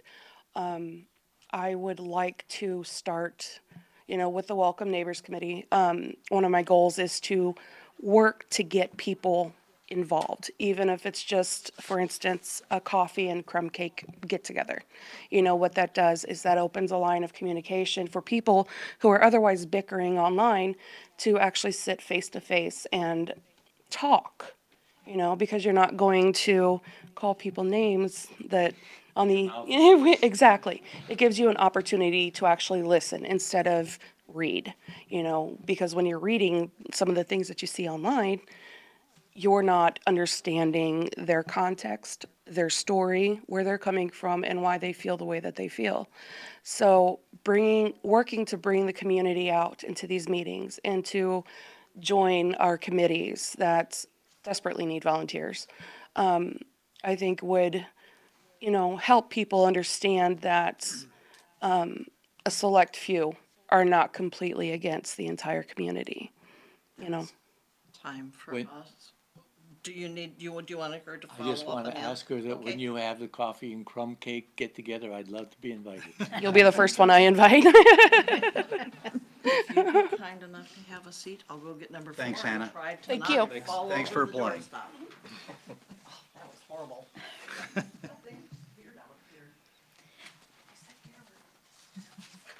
Do we have one on?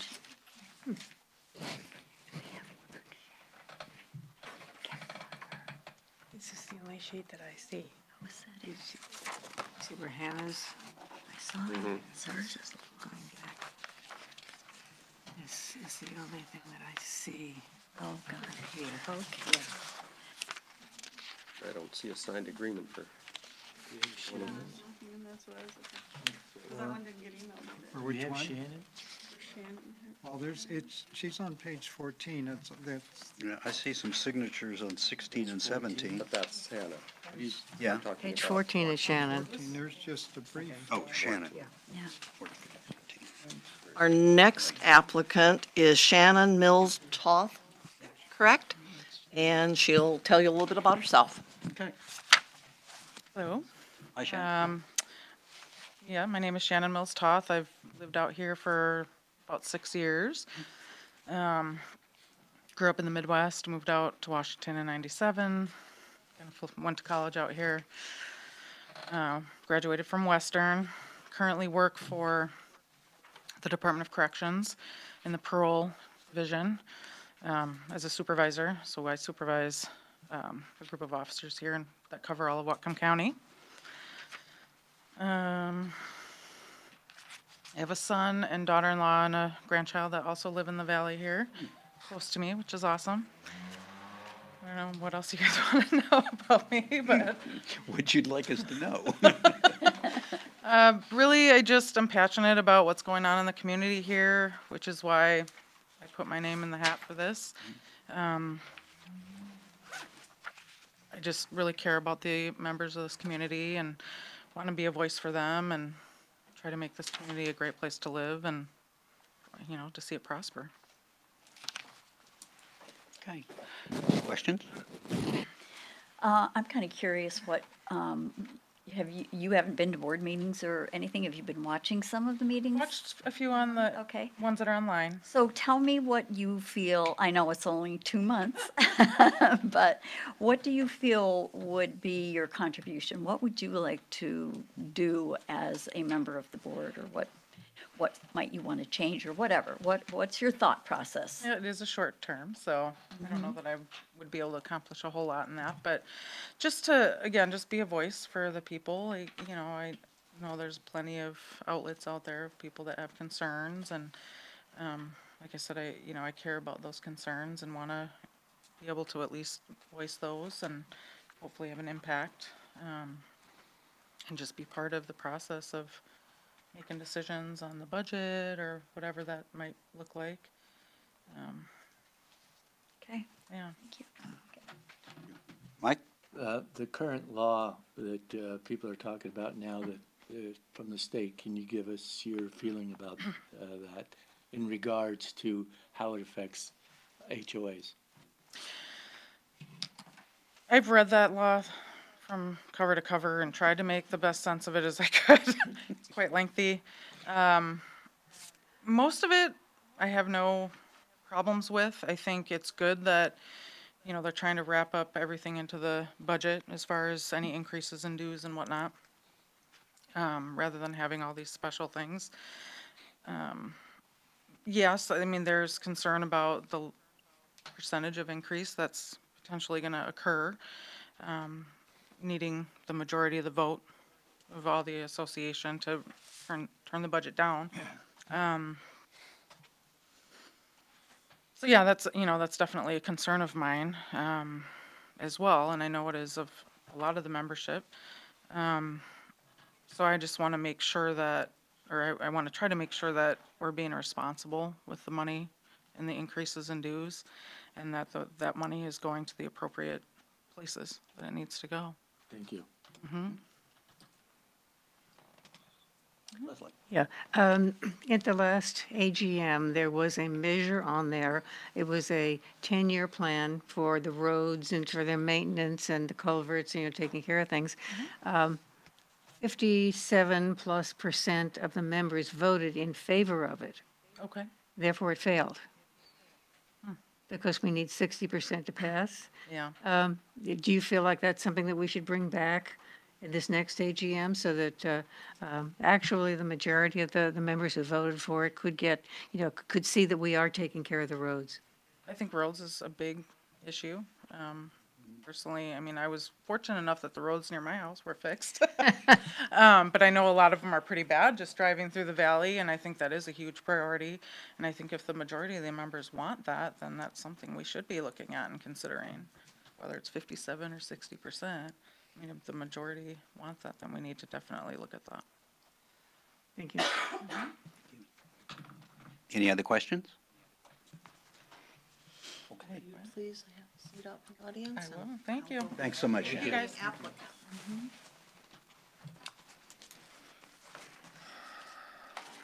Who's next? Whoever's on first. Nick is next, right? Yeah. He has a lot of pages in here.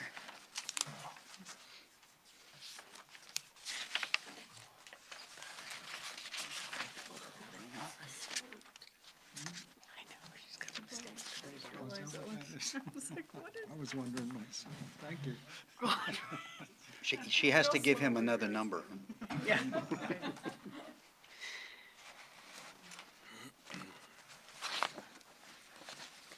Our last applicant is Nicholas, better known and affectionately known to all of us as Nick Flacco. Sorry, I gotta say that. I've known Nick for forever, guys. Getting too close.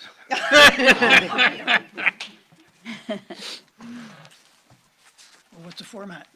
Tell us a little something about yourself. Okay, first of all, I'm retired, and I've lived here since 1997. I'm pleased to see that the dues is now tied to the budget. I'm going to leave no holds barred. I'm going to tell you exactly what I think. I was at the finance meeting last night, and I favor option 2. I thought that was presented pretty well. Brief statement of my experience in life. Well, I have 75 years of life, which is too many to name what I've been involved with. I was a company owner. I was a general manager. I was a sales manager. I had P&L responsibility. I was a director of worldwide service and parts for a Fortune 500 corporation, so I know how to replace fuses. My intent is to follow the direction of the current infrastructure improvements and maintain a fiduciary responsibility to the position I be appointed to. And responsibility position represent the fair and logical interests of all members. My general message is support the funding required to maintain the community and infrastructure in a reasonable but effective way. Remember, Rome wasn't built in a day, but it was maintained and improved. So, your turn. Very good. Thank you, sir. Okay, does anyone have questions? I just have a comment. Rome was one of the greatest civilizations, but they ran out of money. They did accomplish a lot of great things. Probably Democrats.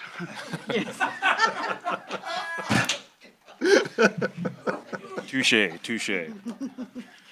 Thank you, I appreciate it. Leslie? Yes. Nick, I believe you've been on the board before. Do you feel you can speak up and speak your mind? Well, I feel that it's safe for me to do so because my last name ends in a vowel. Well, I will be very honest and upfront. I feel that those that know me maybe you know me that I speak a little too much sometimes and open my mind a little too much, but rather to hear what I'm saying rather than not know what I'm thinking. Yes. David? I was just thinking, in that next 2 months, would you and I be battling like we did last time you were on the board? David? How did I say something?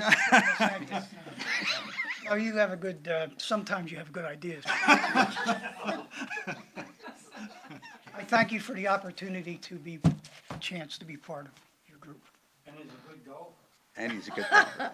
So, Nick, how come you want to be on for this brief period of time? Okay, with my straightforward answer, because I like the way things are going and I don't want somebody throwing a wrench in it. Thank you. You're welcome. Any other questions? Nick, would you be nice enough, since the board's done with their questions, to have a seat out in the audience, and the board will vote? Okay. For those of you that vote, you should have found a lovely piece of paper in your, yes. If you would all please write down the name of the applicant that you'd like to see fill the position. I will collect them.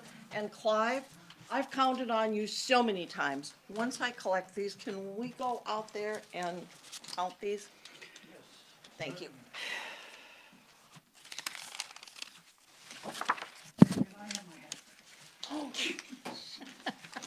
Oh, careful.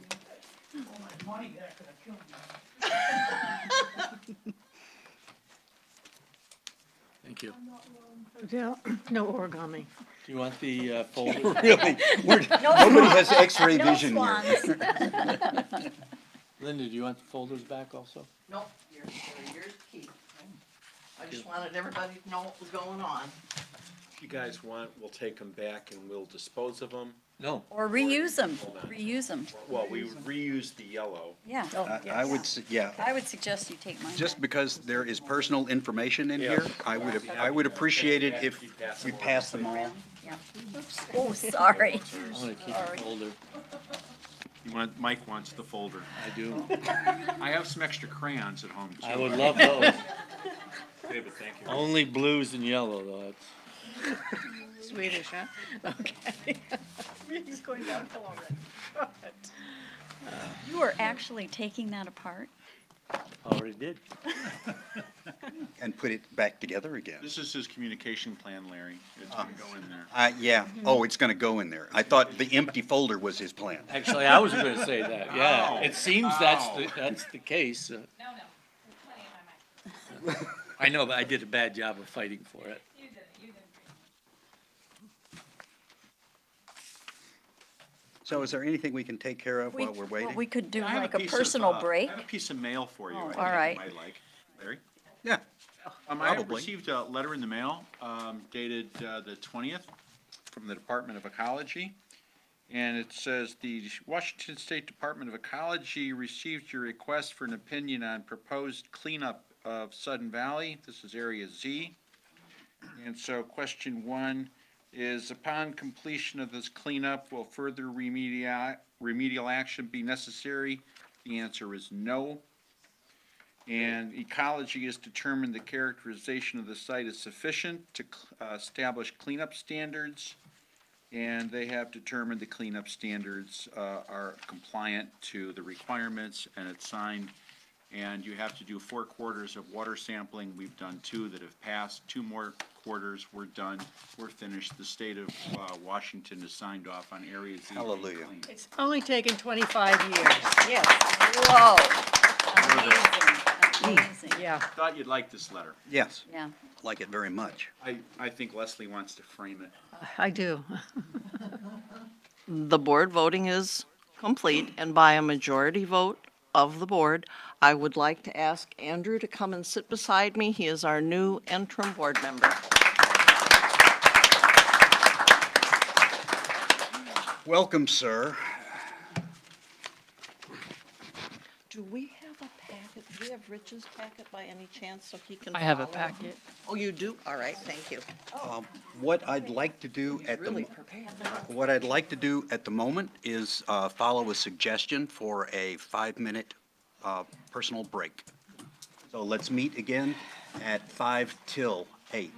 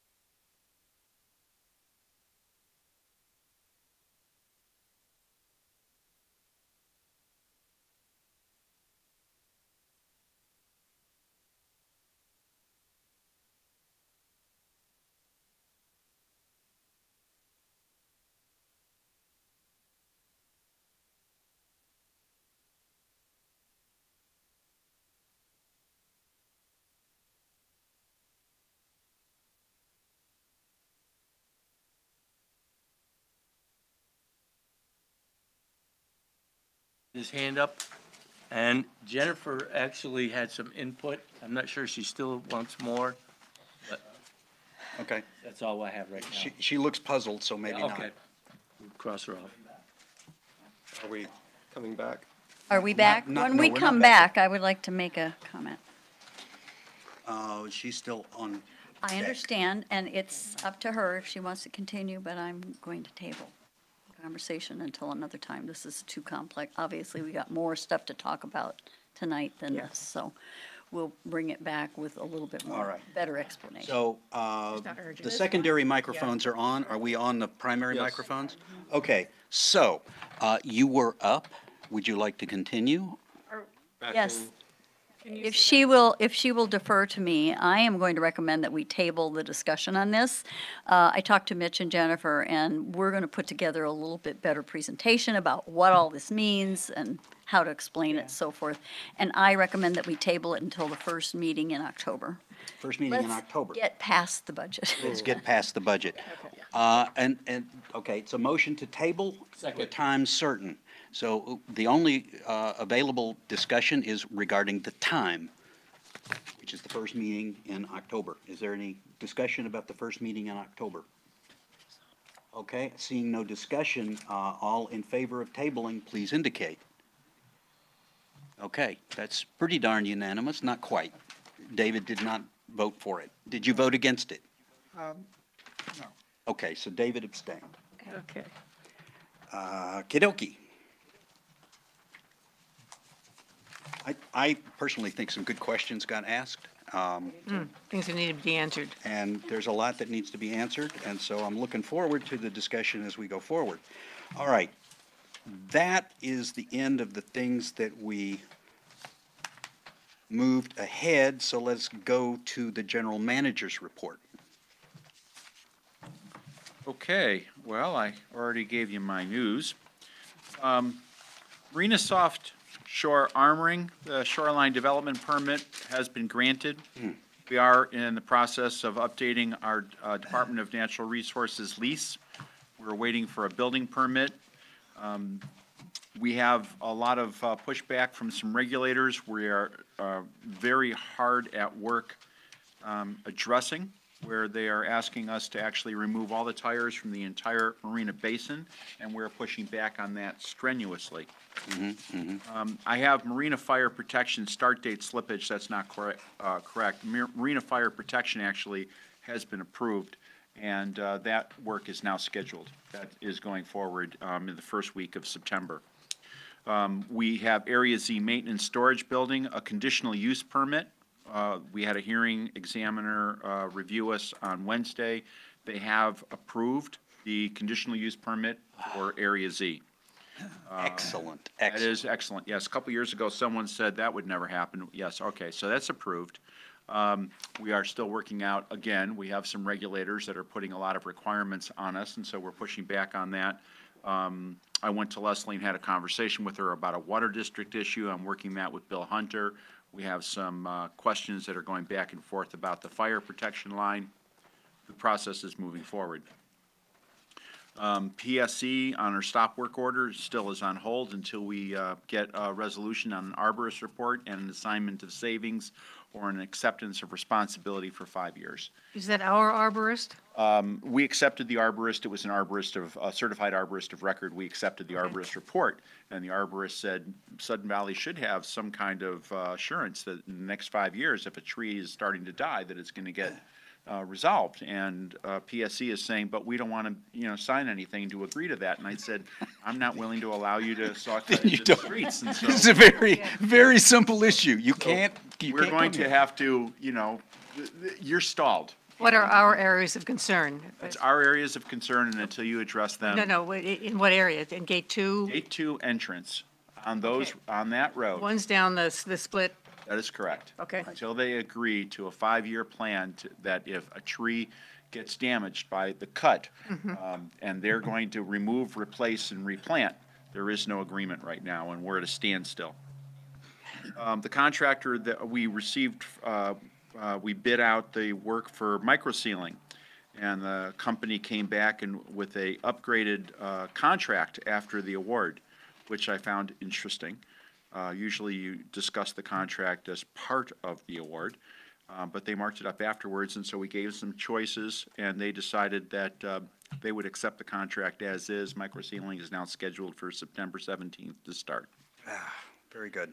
Question about the microsealing. Yes, sir. 2.3 miles this year. 2.8. However, due to part of that work being at the same place as the stop work PSE is happening, is there going to be a delay in the microsealing due to the delay of the PSE work? They would go ahead and microseal one half of the road, and I would then put the other half on PSE. Thanks. Thank you. I have a question. A question about? The microsealing. Excellent, go ahead. I was going to say that's to be done on September 17th. There was some repair work that needed to be done that you came forward with. Will that all be done by that time? Yes, it will. Okay. It's actually mostly done now. Okay, thank you. We seem to, of course, find more potholes every day. But, There's a new one on my street that's only a couple of months old. yeah, I'm sure that I could stub my toe on that one. It's pretty tiny, yeah. All right. Clubhouse retaining wall. I met with the contractor today. We're pushing, going back and forth on it. We're hoping that we're going to come to terms on the contract on Tuesday, so we can have that work scheduled during September. So, Yes. in other words, the contract that we had that, from prior, that didn't get done last year, that we put off to this year, It is still RAM. it is still RAM, That's correct. and the contract that we signed with them last year We is, never signed a contract with them. or the one that we discussed with them, That's correct. is still in force. That's what we're using, and they'll still do it exactly the way that they were talking about doing it before. And all the dirt will be done by the 30th, and even though the wall might not be done, is that correct? No, none of that's correct. The contract terms and conditions and the scope of work changed because it went through a complete review and design because of the shoreline substantial work development permit requirements and county requirements. And so they're going to have to comply to those. They're putting in a concrete wall. That will be done. They will have infill and exfill, and that's going to get staged in a lower golf parking lot. They expect to have the entire project complete by the 30th of September if we start next week. So we're not using block now, we're using concrete all the way? On the 18th, I'm talking about, this is on the, Michael, why don't I bring you the design? Why don't you come by tomorrow and I'll Okay. give you the design? all right, All right? thank you. Okay. You'll notice when you're going by Barn 8 that the stairway was taken down and the stairway is under construction. You might have noticed that we have some smoky air. Well, it has definitely had an decrease in our golf for the last couple of weeks, and also a decrease in productivity because of worker safety. We, like most people, most corporations in the state, have had to be releasing employees to go home because it's not safe to be working and breathing out there. And last we Would you speak to closing the pool? I heard that was an issue in the community, and they didn't appear to understand the health reasons. The issue is the air quality index is unsafe for small children and elder people, and we decided we are going to close the pool because who uses the pool but small children and elder people? So rather than invite them in to get sick on our site, we closed the pool. Michael? I have a question on the quiet pool, on the skimmer. On the skimmer, I received an estimate for the skimmer yesterday, and I actually polished it up again today, and I wish to talk to the treasurer to decide what we want to do. Okay. We went through a lengthy review of cost today for 3 hours with Wilson, and we have some decisions to make. But we did receive an estimate for it. And, Okay. all right. We received another. That sounds very ominous. It does, doesn't it? I'm, Wait for it. Scary. yeah, well, let's wait for it, because I don't want, Director, construction cost under $4,000, design cost $3,000, whole project about $8,000. And so, okay, and they can get the entire job done in a very short period of time. Yes, I do have $18,000 in contingency left in the job. Do you want me to go ahead and authorize the job using contingency to finish the project? Thanks for the background. Okay. Yeah, does Right? anybody object? I think that's a It great. is new scope. It is new scope. It was not in there, but we have the money in contingency. If you wish, we will release the project. If the executives tell me, I will release the project tomorrow. Say, go for it.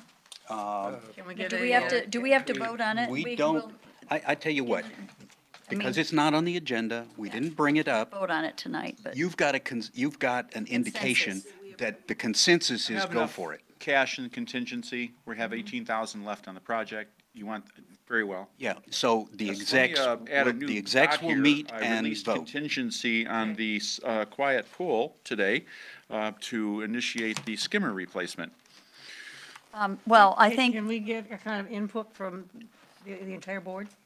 Oh, if it's Everybody if it's was not a nodding. consensus, then go, then Shall I- by all means. Take input. This, I mean, it's, I'm giving a GM report. I say yes. Is there any problem with fixing the skimmer on the pool using the contingency money that was already allocated for the pool? For which pool? Little quiet pool, Adult pool. The adult, pool the old project. adult pool. When one of the skimmers broke. We can't use the pool because the It's been skimmer's closed down broken. since the 6th. Yeah. And there's contingency money left over, so shall we use it to continue fixing the pool? And we can't really take a vote, but it looks like there is a majority consensus, maybe not an acclamation, but a majority consensus to go ahead. So there bring it, concerns? bring it to the execs and we'll discuss it. Yes, My and concern was that it's not on the agenda. that's why we're That's not why having a we're vote. vote on it. We're Can't not vote on voting. it, Why are we yes. even still talking about it? Because it's in manager's report. We're talking was all. about it because they want to do it soon, and if we wait for the next board meeting where we can present it, that'll be 2 weeks. And I'm out of town So if for the board that 2 weeks. expresses the desire to move forward, then the executive committee can take that information and say, yes, go ahead, and we'll approve it as an And then emergency. ratify it later. Well said. Okay. Well So, said. Does that allay the concern a little bit? Sure. Okay, Okay. thanks. all right, if it's, Okay. Okay. I have a new item on the manager's report. You'll notice it says ACC because we now have the ACC coordinator. She went through a complete federally recognized review process for changing her classification. Jessica. She did this during the last month.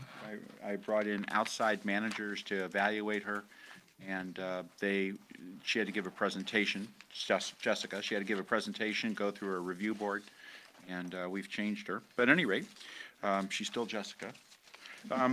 She is working with the Department of Natural Resources to update the 12-year aquatic permit. It is moving forward and has made substantial progress on the shoreline permit for maintenance of the marina parking lot. I expect that to be finished within 30 days now. Just a question on that. Is that going to now include the ability to Fines. actually control the AM/PM situation that we didn't have the authority to control? The aquatic license will. The All right, aquatic two different license. ones. So Yes, right. we have asked for a new aquatic license from our southern tip of our waterfront property to the northern tip of our harbor. Spit. Of our harbor entrance. Entrance, The harbor Right? entrance, right. I am not, I did not include, because there was, that area, 20 yards offshore. All right? And So that's so- the aquatic, okay. That's the aquatic license. So we would be able to control that. And I've asked for an exemption because the public is allowed to come on our property. And so we shouldn't have to pay our fee. And they are evaluating that in Olympia to decide, and I think that we'll probably succeed. We won't have to pay the fee, but we will now be able to control our shoreline and put up the buoys, which we have never actually rightfully been able to do. A question with regard, you did stop at the harbor north end. What about the rest of that? Is there a problem? Do we need to look at that later, or is that just I'm going to too probably difficult? suggest that we go, the association go in and get a separate aquatic license for that area, because if we were to license that area and then license buoys for people to put in, all right, DNR wanted to know who was going to get access to bid on all of those in front of all those homes. And if it was going to be a closed bid, they wanted to fully charge us for that license. And rather than complicate the license we need now, Yes. I said, let us go to a separate licensing for that agreement. Perfect. Perfect. Let's see. New housing starts. Well, in the report, it says it increased to 33. Well, that's now not correct either, because now it's 35.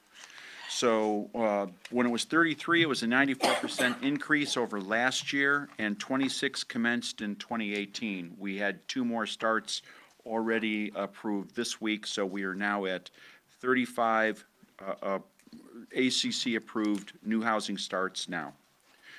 Jessica issued 22 encroachment permits during this month, 8 hazard tree permits, 6 were requested for evaluations, and she had 32 requests of separate ACC actions that came into her desk. Okay, question on Leslie. question on a tree. As you enter gate 2, on the right-hand side, probably just about the first tree that you see is dead and it's got a ribbon around it. Whose property is that on? It's ours. Okay. We're dealing with it. We're dealing with it. Yes. Also, Nick Flacco is gone for, yeah. So Nick brought up several trees right on the corner of Orchid and Marigold. Okay. And they're on people's property, and so they're actually deader than a doornail. And so we've evaluating those, and if they are a fire hazard, we'll probably actually go to them and say, you got an issue, we're gonna want you to take this out. There's a couple on Harborview that are already marked and have been marked for 2 or 3 years at least. Yeah, yep, that office is keeping that young lady hopping. Yep. Yeah. Counting has a 2019 SURF plan, which we're going to get to in a few minutes, including a 10-year projection and an operations budget, including salary and department budgets. And we did a fully funded at baseline dues projection, and then one at a different rate, which we'll get into. We have presented the 2019 roads plan and a 10-year projection also. Jennifer, as you might know, is back from maternity leave. And yes, and we did set up the assignment of savings account with Lake Wacom Water and Sewer District for installation of the fire hydrant in Area Z, and we set that up, and that account is set. On the HR side, I don't know if you guys know this, but we send out new member packets, and so if you look on page 5, you will see all the items that go out in these new member packets. So when people are moving in, out go the new member packets. And on to 6. And More what? on 6. More on 6. Oh, yes, and more on 6. So seasonal hiring has completed. We're transitioning now to seasonal employee offboarding. They finished most of their work. And Lisa worked with the rec department and has got a printer down at the rec department. So we're now making badges at both places and transitioning that responsibility further over to the rec department. The amount of badges that we've made is more than doubled what we estimated. A lot of members of the association are getting badges. The gym is in much heavier use than anyone anticipated. It's staying busy. Ken, is it staying busier down there? Yeah, the kitchen is busier for the summer. Good, good.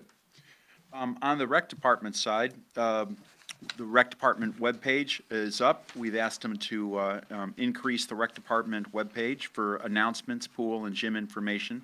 And there's a lot of the frequently asked questions are up there and links to documents. We do have a new free exercise class called Dance Blast at the Community Center, taught by a member. Classes begin on the 29th and are held in the multipurpose room. We're hoping that we're going to get a lot more activity going on over there. We're working with the instructors also to establish yoga and art classes, and we're doing more outreach at the rec department to find out what other classes people want to just build up the amount of activity and community participation in that rec department, and we're driving hard on it. I sent the access cards up there, and it's operating.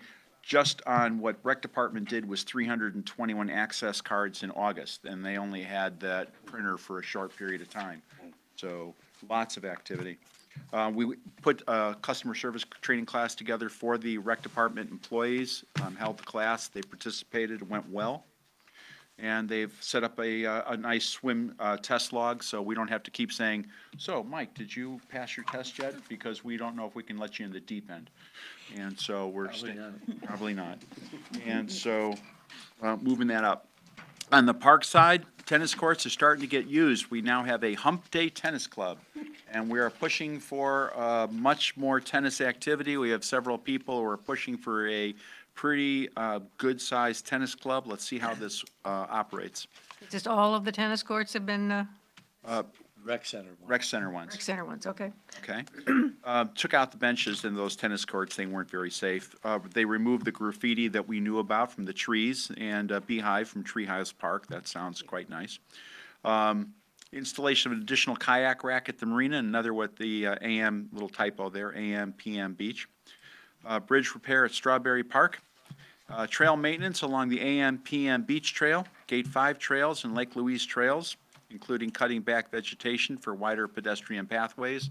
We're looking forward to more input from the Park and Trails Committee to set the tempo. This is where I think a lot of the parks guys are going to work over the winter in widening the trails that we currently have.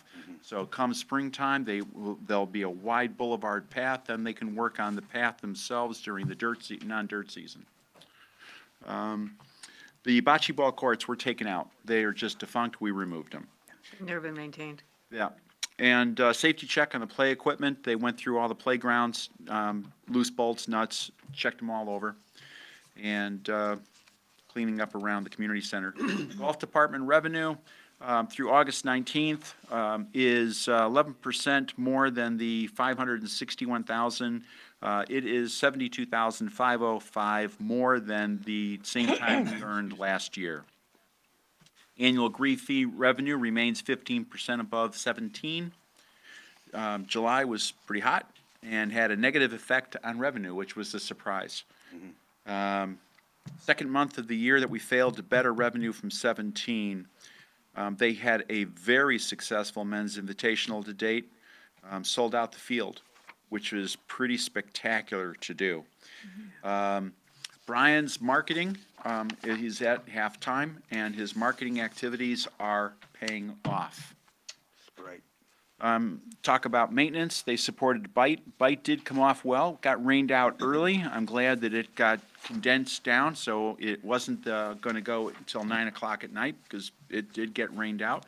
But we feel that we brought in between 500 and 600 people to Bite on that day. So I think that the planning for activities and events in the valley, which we've now transitioned to wider, bigger, member participatory events with bigger draw is working.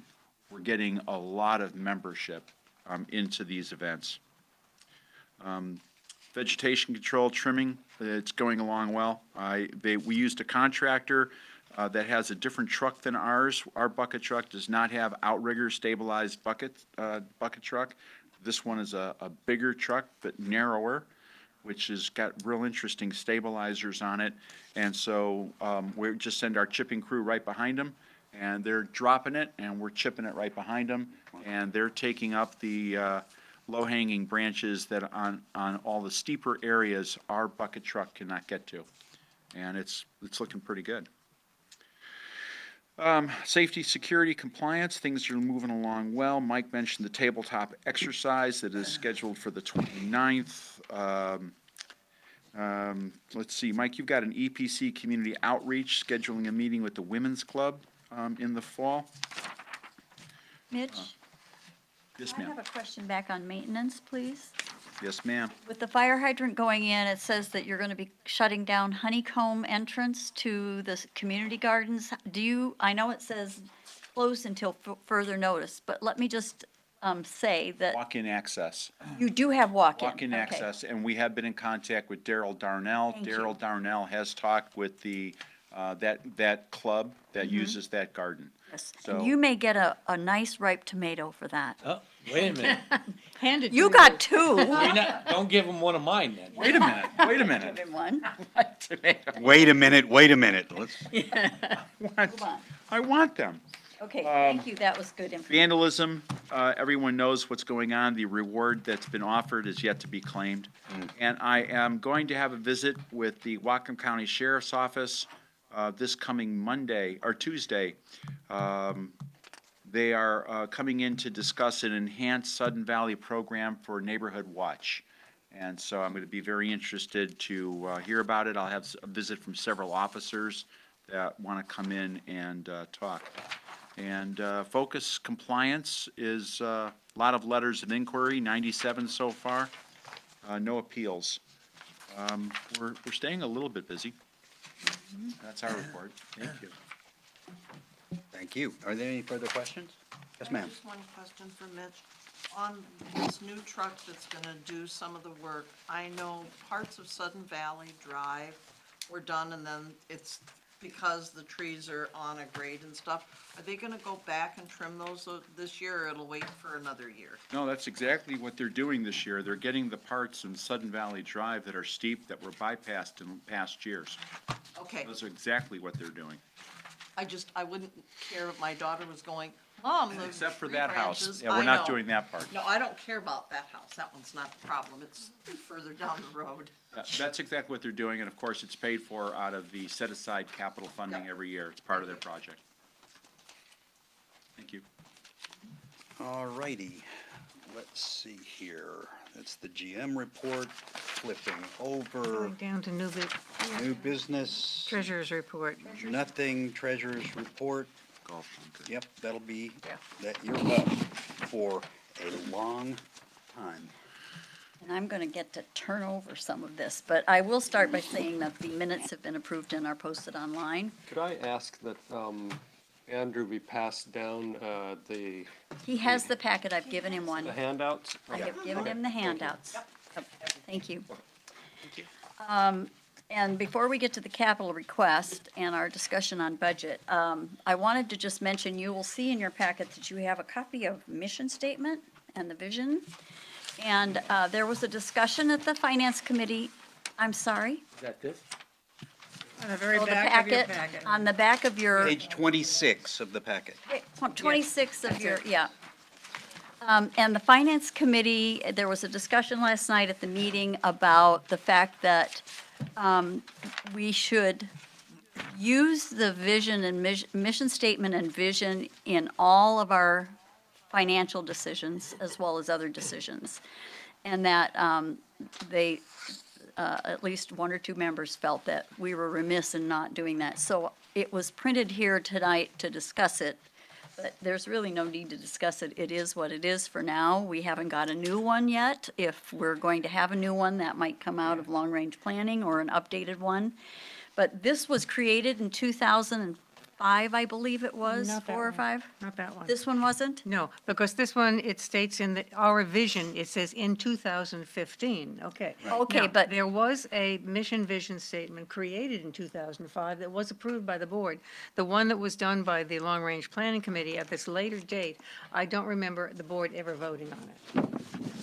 So this one may not have been voted on? Now, this My was, understanding is that this 2015 doesn't mean that this was done in 2015. That's correct. It means that it was looking forward to 2015. and it was saying like 10 years Okay. from now, 10 this years is from how now, we see we ourselves. will This be- is how a vision, right, a then that's mission and a totally true. vision Right, is okay. written, is in, Out of the 2004 community plan. That Correct. was exactly what they said. We vision it'll look like this. this is what we say it will look like in 2015. It was pretty forward-thinking because I think a lot of it is It's happened.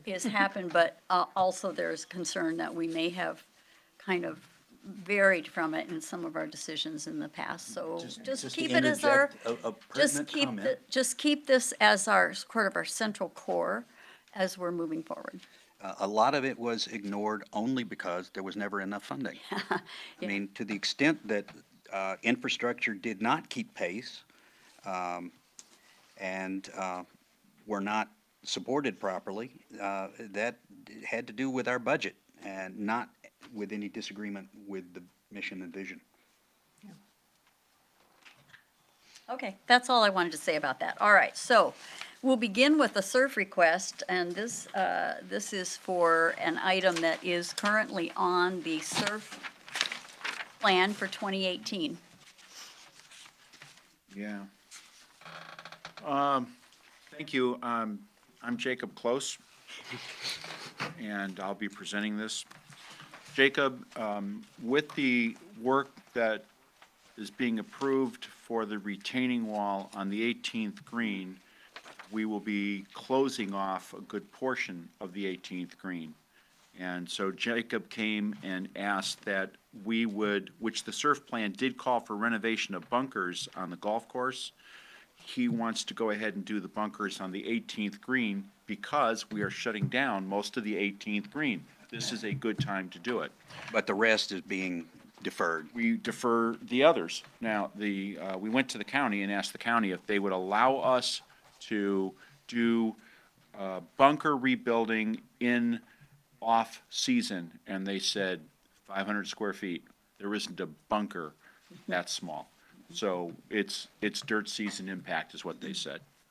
So we're going to go do 2 of those this year. Now, the 18th green bunkers are high on the course of list requiring renovation. And as I said, it's economy of time to do it. And normally, capital work, I do not like to have, I advocate staff should not do capital work. However, this is what they do. This is turf care, and this is what they are trained to actually do. So it's not like this is new construction activity on a facility where we're asking them to do electrical and plumbing and carpentry. This is their specialty, and I think that this is a good idea. They're going to do it in-house. So the request includes the removal of the sand, drainage pipe and gravel, sod liner, placement of a new bunker sand. And this is an all-inclusive cost of labor and taxes, and the rental of some equipment, contingency. We took this to finance. Finance agreed on this, I believe unanimously. So we are asking for the Finance Committee approved and recommended the board approve a SURF allocation not to exceed $13,530 to renovate 2 of the bunkers, the golf course in coordination with the retaining wall replacement. And I so move that we approve the allocation of $13,530 from SURF to renovate the 2 bunkers on the golf course on 18. Second. Moved and seconded. Discussion. Yes, ma'am. The only thing that I wanted to just clarify and make sure I understand this correctly, Mitch, we didn't really talk about this at the finance meeting, but all of the labor for this particular project will actually be charged to the SURF account, correct? So right here. Yeah, I saw that, Yeah. but I want to make certain I understand it. So for the time that they spend there, their salaries will be actually charged to SURF. It gets charged Because to it's the capital capital work. account. We will open up a capital account, so we would be able to record a capital investment to the golf course, which would include the labor, the materials, the sand, and rental. Thank you. Any other questions? Call the question. Question has been called. Is there any objection? All right, all in favor? Very good. That's unanimous. Thank you. You're welcome, Jacob. We're gonna miss Jacob. I deserve that.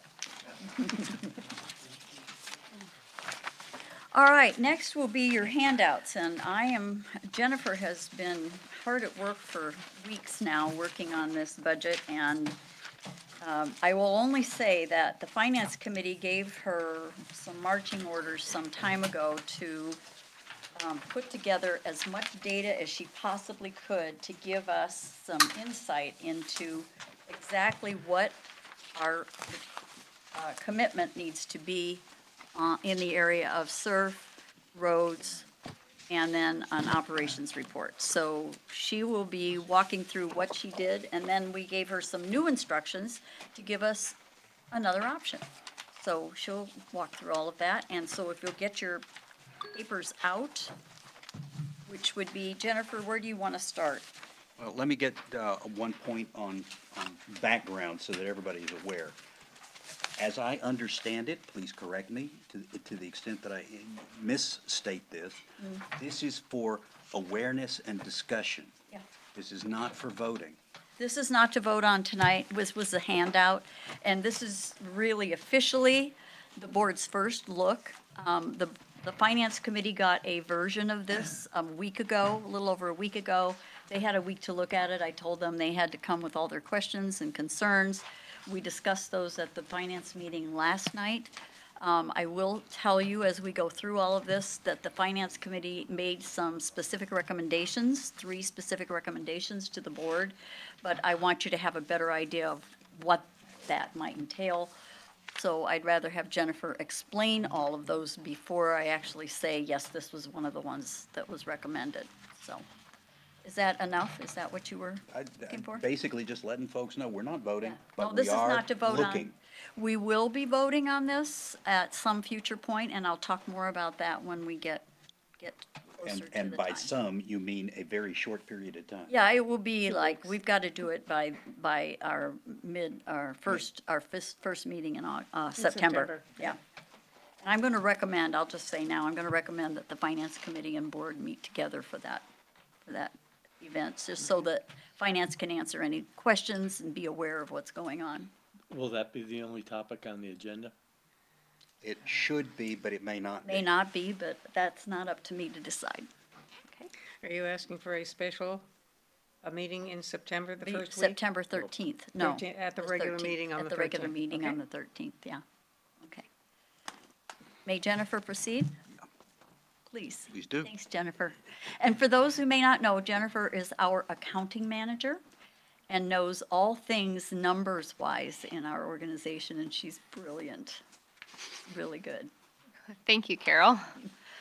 All right, so I would like to ask that you hold your questions until I finish kind of presenting each section and ask for questions, just so I have an opportunity to get through everything. So you let us know when we can ask. Great. And where to start? So please start with the handout, this is draft on the front. Okay. 2019 budget discussion is the header. So in front of you, we have the proposed integrated 2019 budget. This is a draft in this package. The budget is based on baseline funding to meet the requirements of the reserve study. Baseline funding versus full funding. In baseline funding in the reserve study, that means that every year you fund what is required in the reserve study plus a little bit extra. So at the end of a 30-year period, you have 0 left in your reserves. That's the goal. And then a fully funded reserve study says that every year you fund what is required in your reserve study plus enough extra to have 100%, so you could do your reserve study all over again at the end of a 30-year period.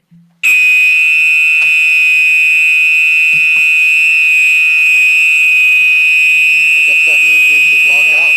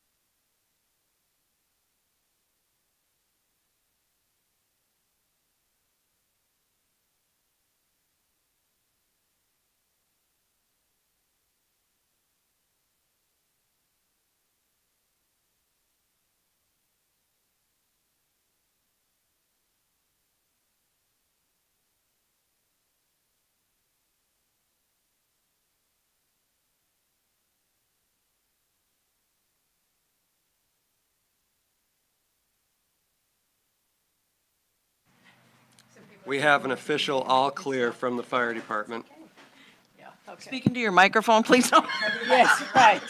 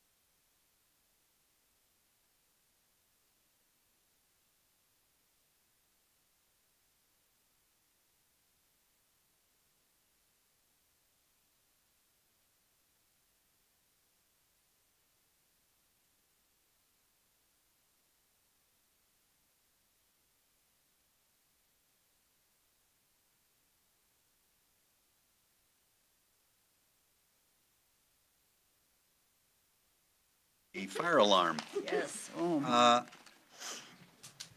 Please continue, ma'am.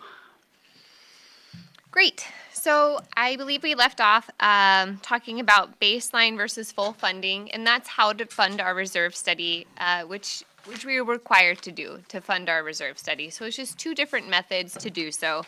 And the baseline, again, says that in 30 years, you have $0 left in your reserves.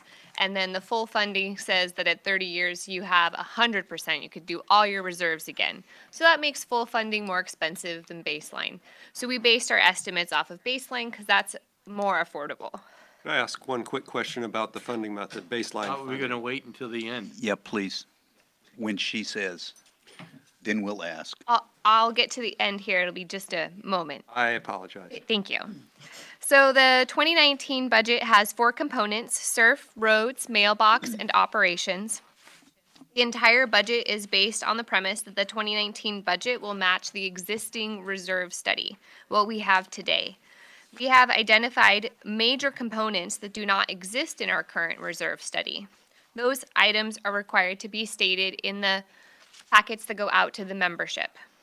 The 2018 reserve study is not compliant with the new WACOA law, so a total disclosure statement will be required. It's not compliant because it doesn't have a very specific statement. It has something similar but not a verbatim statement. And it's also not compliant because it doesn't say the deficit or surplus, which there is none. There's a deficit per unit due out of the reserve study. So we just don't have the time to update our reserve study for this year to be compliant, but next year we will. The reserve study must be updated in 2019, and we've confirmed that we can print one consolidated baseline schedule, SURF roads and mailboxes, and one consolidated full funding schedule from the reserve study in the 2019 budget, which is also required by the new WACOA law. Now, if you had any questions. Regarding the baseline funding method, my understanding of that method is that it shall not drop below 0 in any year. That Not is just the 30th, not just at year 30, but any year. That is correct. In both methods, it will not drop below 0 in any year, except that in baseline, at the end of the 30 years, it should be equal to 0. Correct.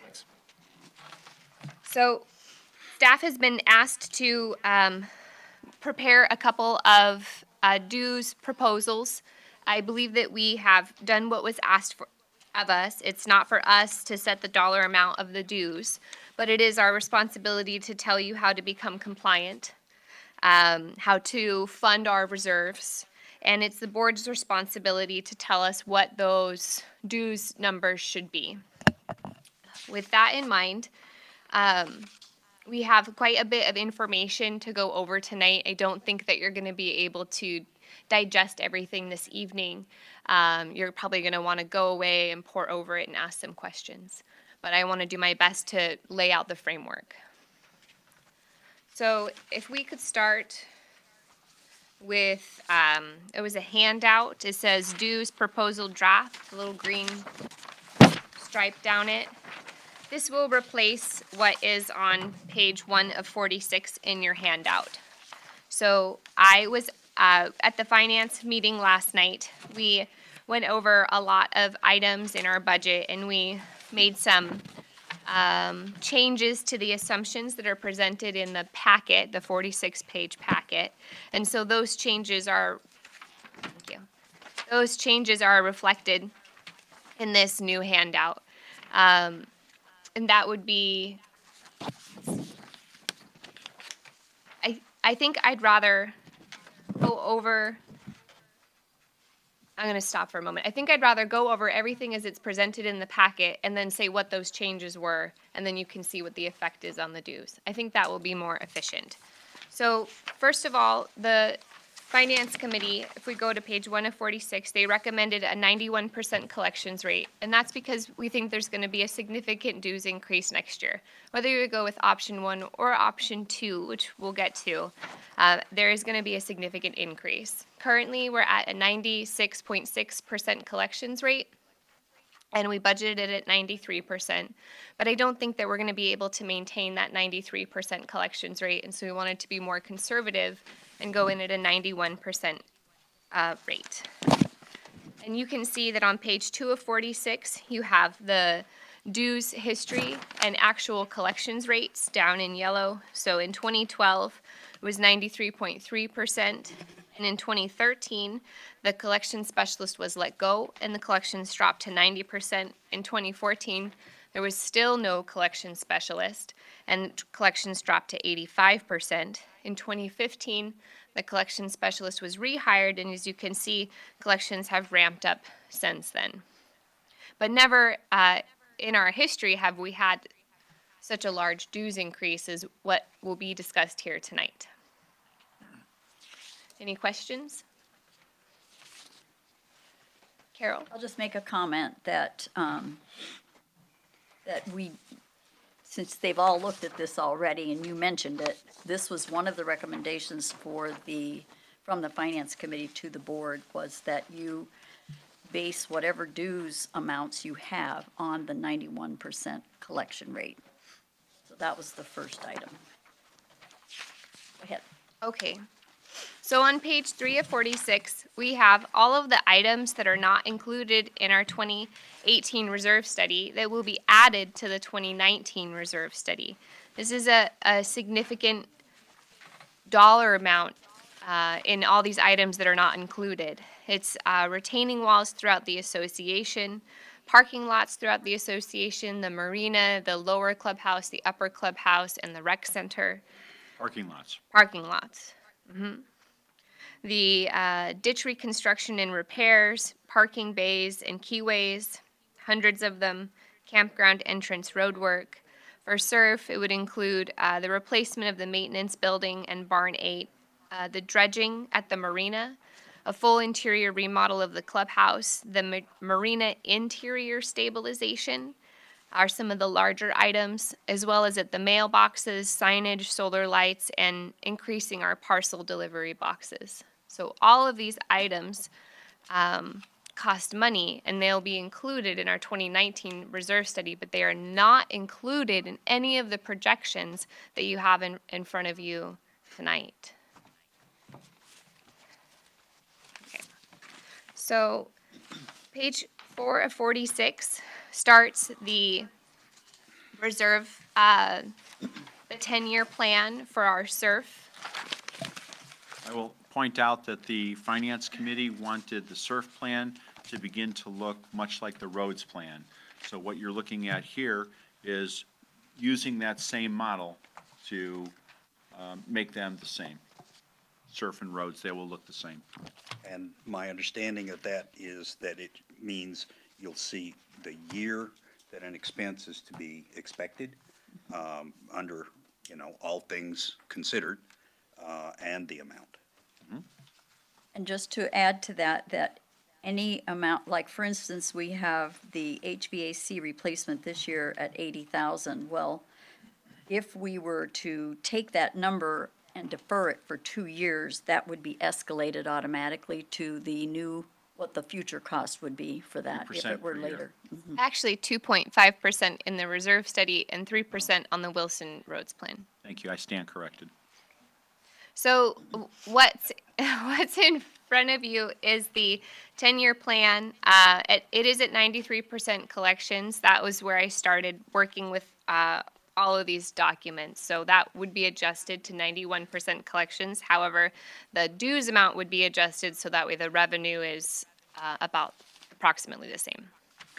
So we have a lot of assets, as you can see, in SURF, and normally such this level of detail is not brought forward to the board, but a condensed version is. So there is a lot of information here. We've only made a few changes to the reserve study, and those are detailed out on page 9 of 46. The first is that all of the projects in 2018 that aren't funded this year, we put into 2019. If we had an updated cost projection for the project in 2018, such as the HVAC or the replacement of the restrooms at the turf building, we put in that updated amount and I highlighted it in yellow so you can see where those amounts were changed and the notes next to it. A couple projects were removed because they should be funded, A, by the roads capital account, B, because the asset was disposed of and is not being replaced, or C, it is not funded in SURF. It should be either UDR, such as the Area Z mitigation, which is now done, or Didn't rise to the level of capital. operations. And then the items that were moved into 2019 had the 2.5% inflation. So with the dollar amounts in here, what's reflected is option one, and we would be able to fund our reserves over a 10-year period.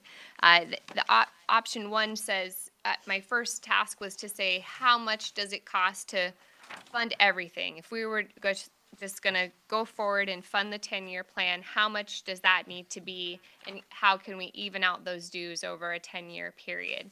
And it's quite expensive, but this That is baseline funding. at baseline funding, but this plan would do that. And similarly, we did the same thing for roads, and the roads plan is included on pages 10 and 11. And we said over a 10-year period, what do those dues need to be in order to fund it? If you take a look at this large piece of paper, it's 11 by 17.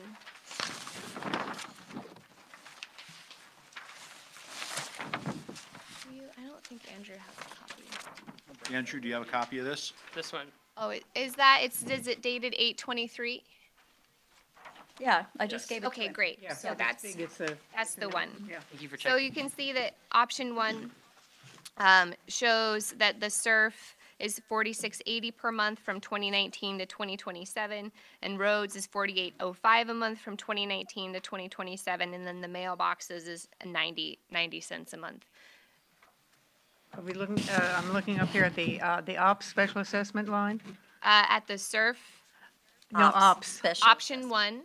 Okay, no, what, the specific line is the SA, the special assessment, which I thought was a 5-year special assessment. This appears to have been carried through for 10 years. It is a 5-year special assessment, but those expenses aren't going to go away. I understand that, and I'm just wondering why they weren't folded back up into ops, unless you want to track them separately. No, I would not recommend tracking them separately after the special assessment. I simply wanted to pull it out so people could see what that escalation was over a 10-year period. I'd recommend putting it back in ops. Yeah. And what year would that start again? It ends midway through 2023, if I recall correctly. Okay. So if the board's direction is for us to take that number out, we would take it out, or we would fold it up, but right now, it's there, so we're. It's informational at this point. It is informational, so we could see at the same 3% escalation. Yes. What that looks like over this period. Okay.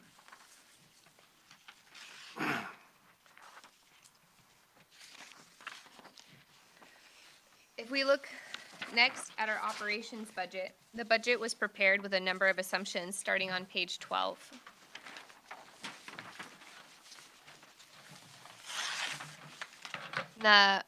We have some inflation estimates. The property and real estate taxes are up 3%. Insurance, we anticipate a 9% increase on our property policy and 2% to all other policies. Utilities, 3%, payroll service fees, 3%, and vehicle fuel, 3%.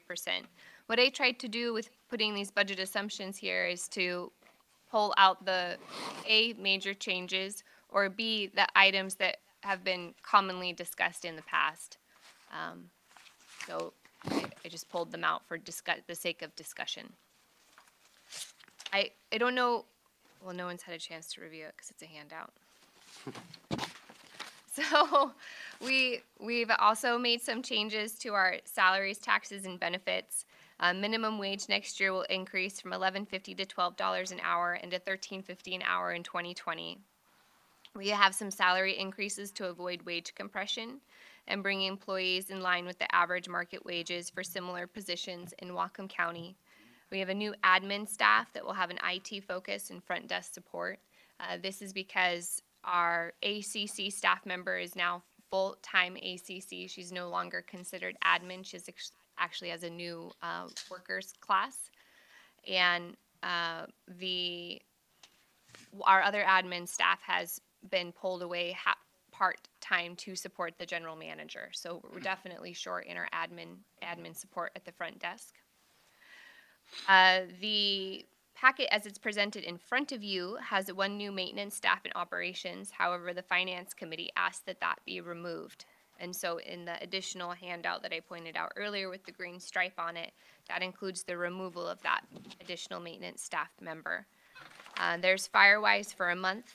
And then additionally, maintenance workers spend a lot of time doing setup for summer maintenance and takedown, and whatever time off they have in the summer, that's not billed to capital, that's billed to operations. And it was incorrectly budgeted this year in not in operations. So you'll see that we're running over for salaries this year in maintenance. And that's because that time was not properly budgeted. So I've correctly budgeted for it in 2019. We've added in a third time additional rec staff member, 1 more month of lifeguards because the pool's open longer, and no anticipated changes in tax rates, and a 15% anticipated increase in health insurance. And so there's a summary of what that does to our full-time equivalents and the comparison of salaries, taxes, benefits, health insurance on page 14. The net difference, as it's presented here, is 285,080, including that additional maintenance person. However, the finance committee asked me to remove that maintenance person and also to add in an increase in salary for the new general manager, as we'll be hiring at a higher market rate. And so you have also a handout dated 8/23 of the same salary schedule with the removal of that maintenance person and the increase in the GM salary. Any questions on salaries, taxes, and benefits? One question for the finance committee. On this maintenance person that was hired and then let go before we got him or her, No. can we say what this person was going to do and why we feel that it doesn't need to be done now? You Yes. can state it. So, we're, the maintenance software system is being loaded up, and it would be an operations person.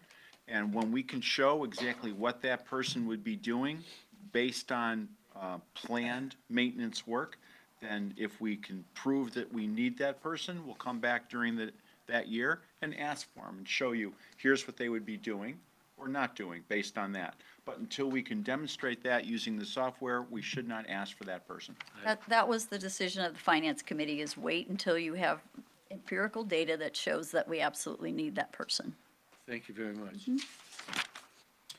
Would you please, Madam Treasurer, discuss a little bit about why the increase for the GM?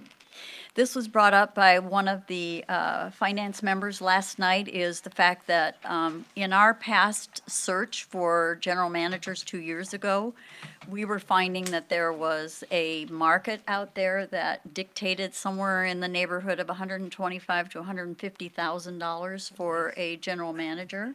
Yes. And I got nods from David and Leslie as we were having that discussion. And so it was recommended by the Finance Committee that we actually add additional monies in, because it's probably going to be even higher as we start to look this year. And so they said, if we don't need it all, fine, and don't go out and say that we're going to hire at this rate, but have the additional money budgeted in the event that we absolutely need it. Because unless, and we are, we do want to find someone who can try to step into Mitch's shoes and do all the things we need to have done here. So, we're not going to be able to find somebody at $45,000 a year. That's just all there is to it. That is what you're being paid, right, Mitch? It just feels like it. Yeah. Actually, we do believe it's going to be more than what we have right now, so. Preparation. Anything else? It's reasonable. I mean, when I stepped off the board and took the job, we just said, well, whatever the GM is being paid, that's what the wage is going to be. And I said, fine, let's just leave it at that. And That we was haven't 4 raised years it, ago. We haven't changed it, Never nothing. raised it. Question as a sidebar. When are we going to start the search? And what committee members will be added? Gee, I even got a little music for that. Thanks, Sarah.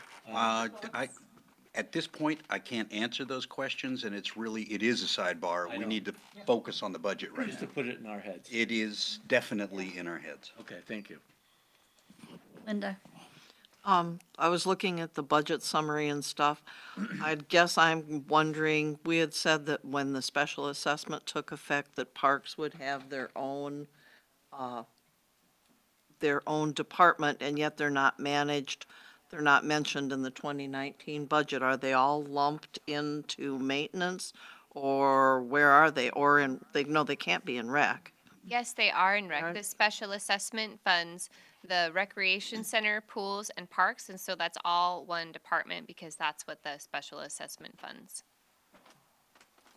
So Rec, pool, parks. there's only 3.4 FTEs in 2019 in all of that?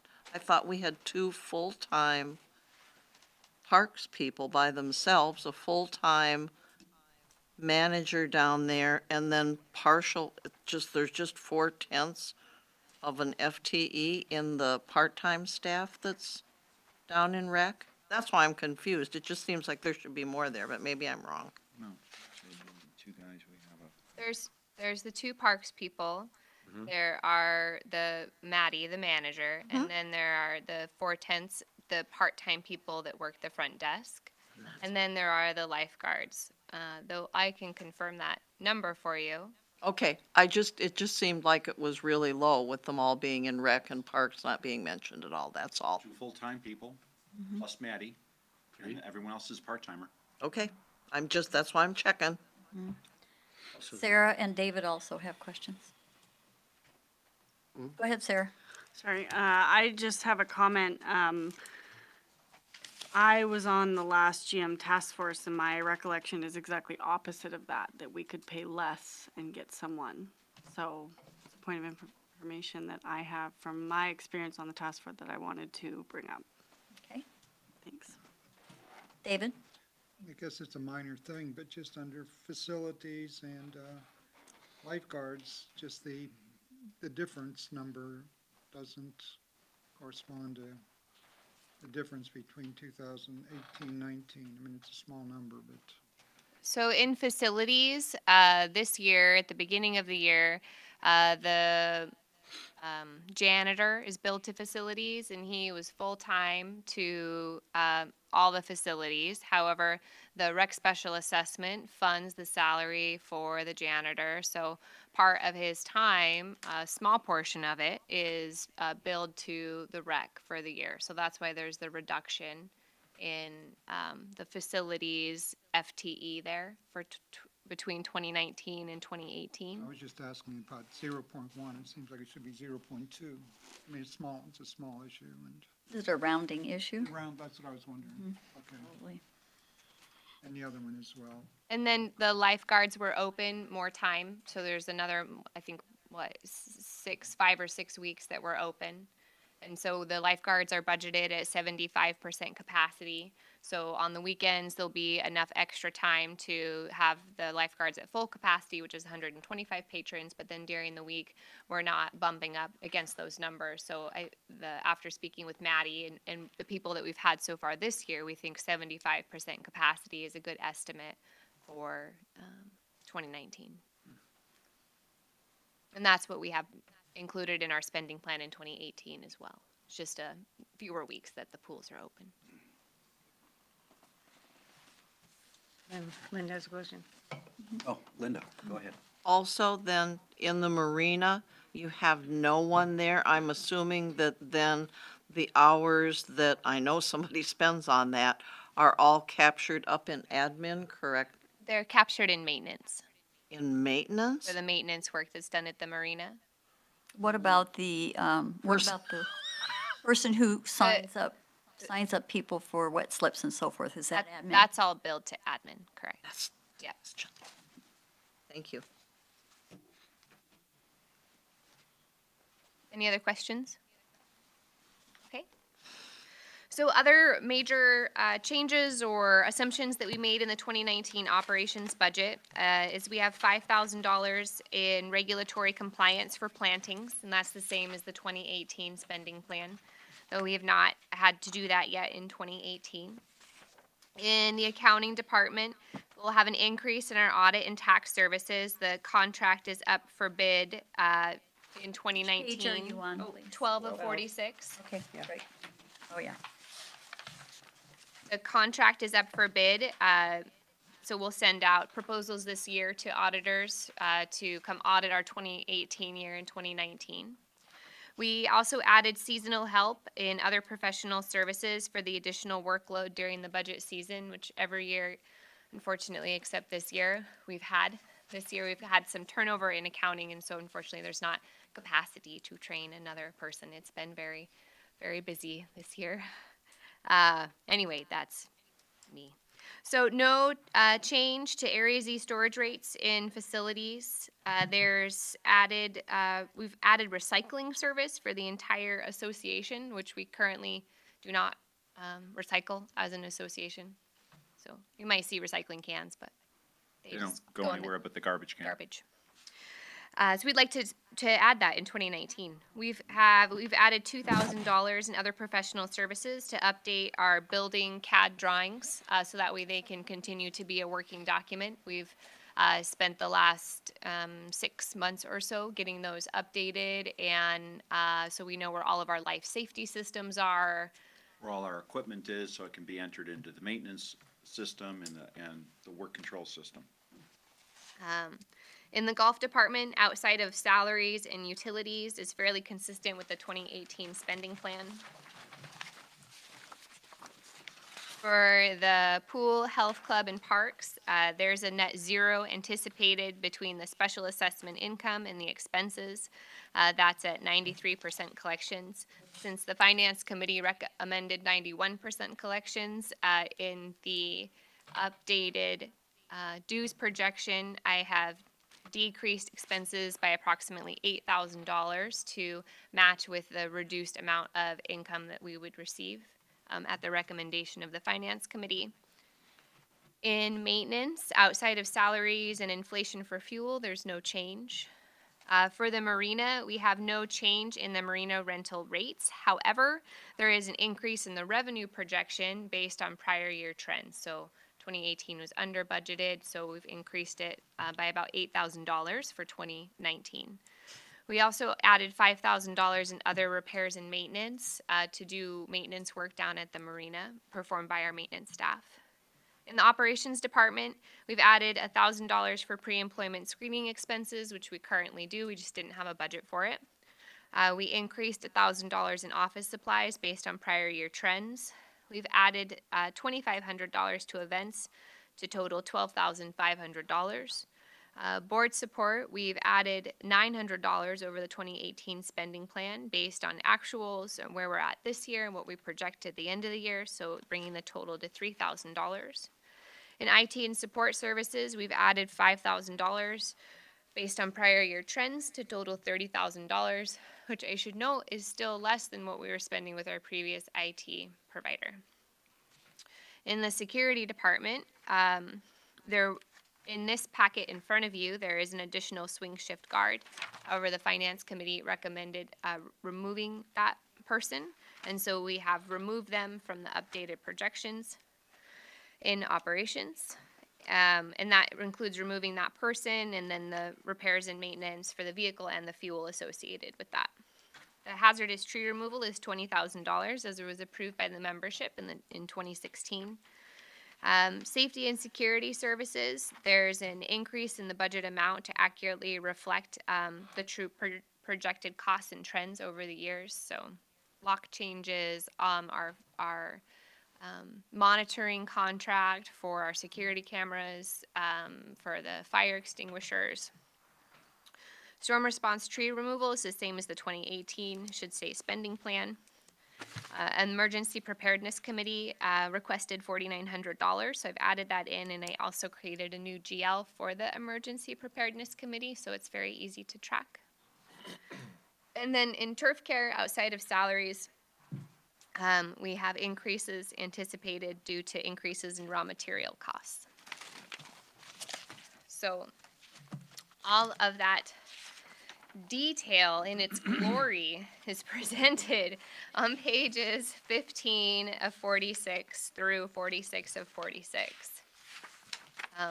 By department and GL code, trends from 2015, 2016, 2017 actuals. I would like it noted that the 2018 year-to-date actual is through June 30th.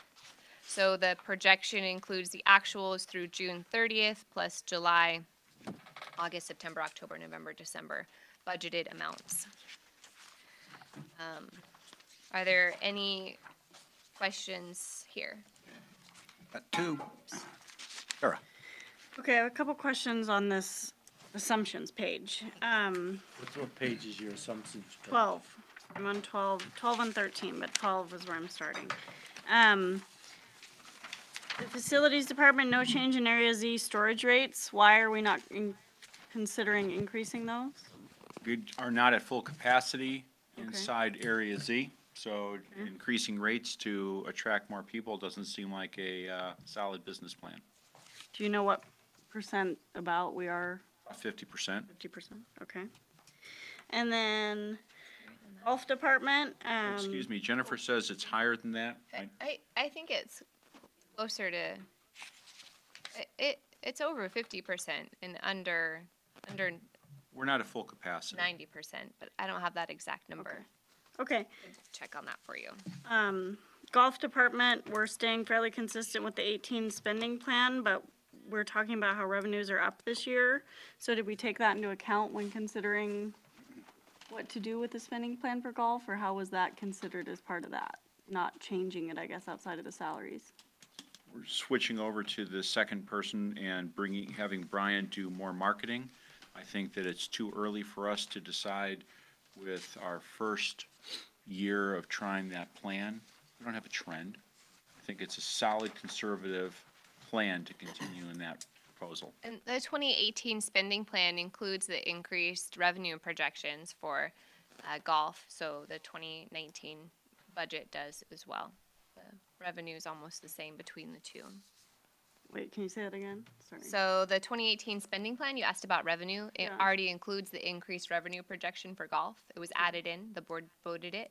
Okay. And so in 2019, that's also reflected. Based on that, okay, perfect. Okay, and then on page 13, marina rates. I know we were talking about, we're fully rented out at the marina. Why are we not considering increasing those rates, like especially like the wet slips that there aren't, I mean, we're it, so. We are starting to do all the work at the marina. I believe after we do the work at the marina and we can show that we've done all these improvements, then it's a fair thing to go ahead and do. Right now, they're about to go into the rest of the year with a lot of construction in there. Until we've made the improvements and they can see them, I don't think it's a fair thing to do. Okay. Last time, by the way, that they increased rates at the marina without any extra work that was going on, marina rate rental, even wet slips dropped. Okay, I would personally disagree with that because we'll be able to show that work's going on. They'll obviously be able to see it, and it's fully rented. It's a limited resource that's available to people. And we are working on it, and the whole idea would be to help fund those repairs. We would want those increased rates. I acknowledge that we disagree. And then in operations, we're saying we're gonna add $5,000 to IT and support services, but we're adding a position in admin for IT-focused person, so those don't correlate together at all? Well, we already have an IT-focused person, and that's Ashley. And so even with having that IT-focused person in our current staff, our IT costs are still increasing. And perhaps it's just because we've had so many new people over the last couple years, but It does seem to be a trend, and so we wanted to budget for what the trend is. So when we hire the new admin staff, we'd like them to take on that IT focus, so Ashley can focus on other aspect of her job in admin, so we don't lose that. So I don't know that that will reduce the amount of our IT costs. I guess it would depend on how much IT background they have. Okay, thanks. Who else? Eric. Asked and answered. Okay. Oh, Andrew. Can you unpack board support for me, please? What is the $3,000 for board support under operations department? It's for all the coffee and beverage service, mainly. Okay. Yep. Paper printing Paper printing. support.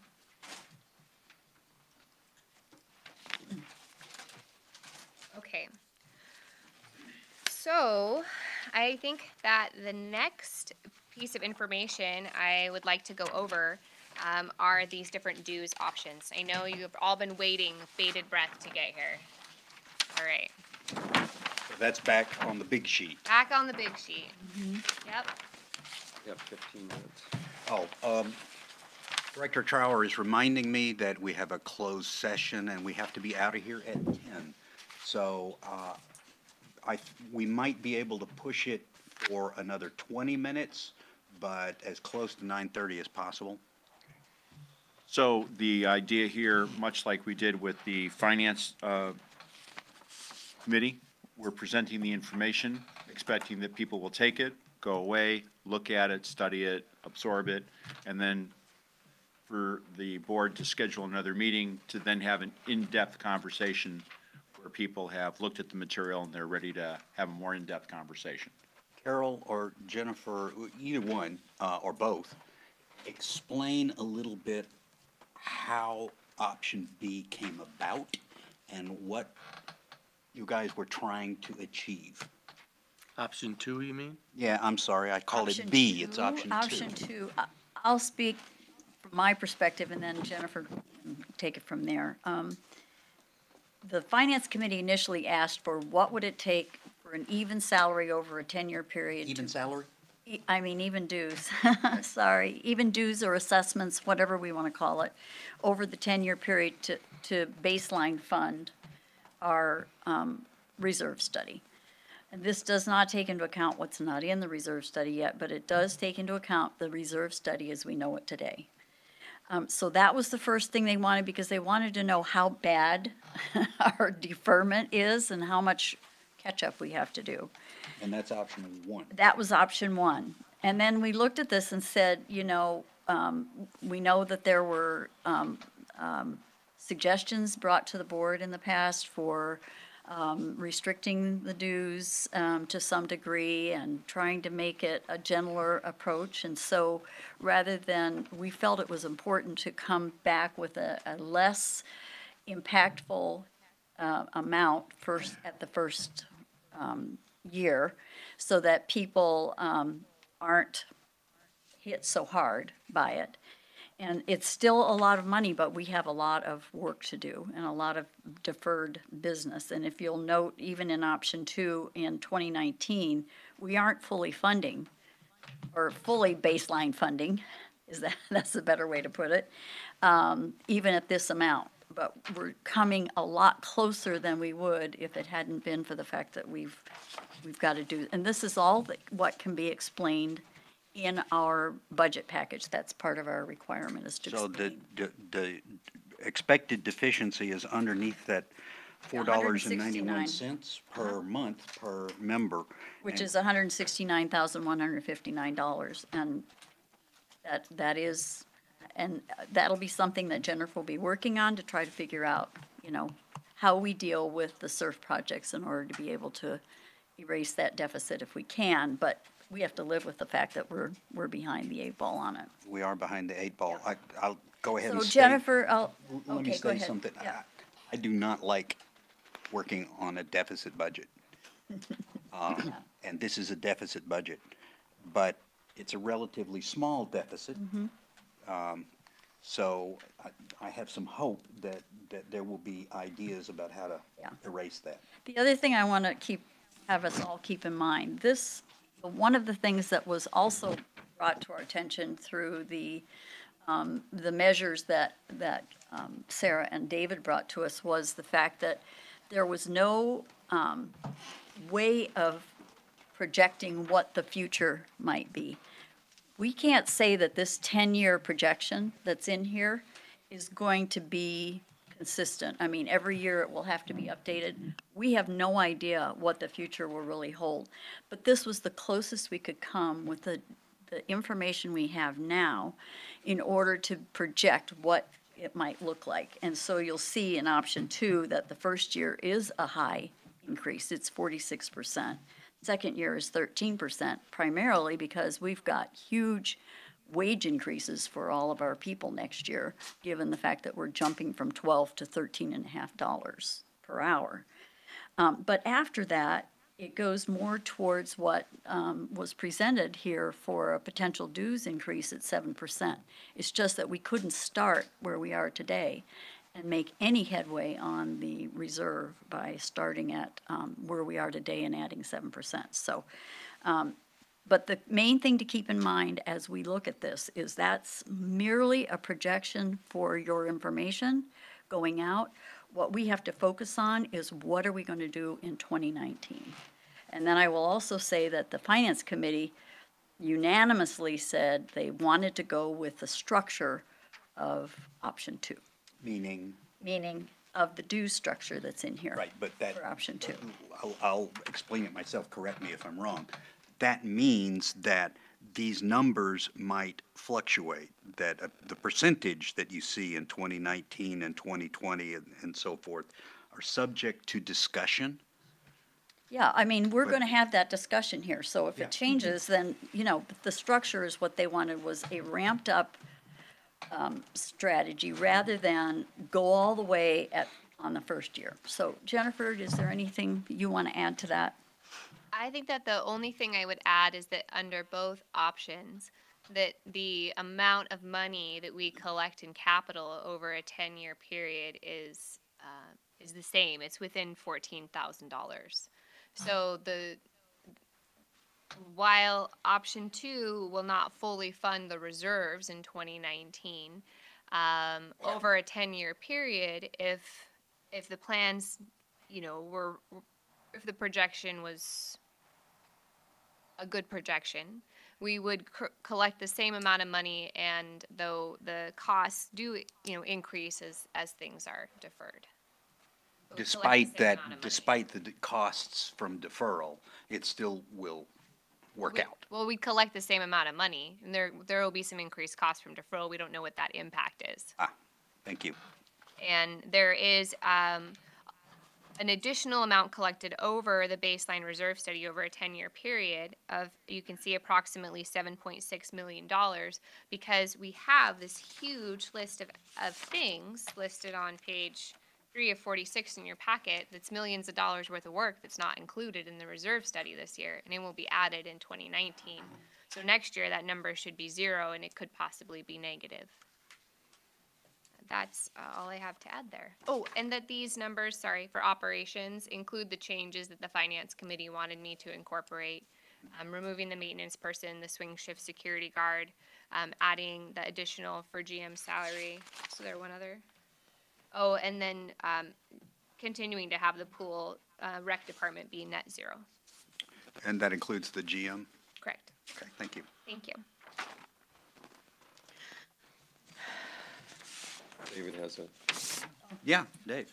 Just a question on the row where it says projected monthly deficiency or surplus on per member basis against baseline reserve study. Could you explain that, what that is? Sure. So the reserve study has an amount that we can calculate to say that if we were to fund the baseline reserve study, then this is how much each member would need to contribute in order to fund that reserve study at the 91% collections.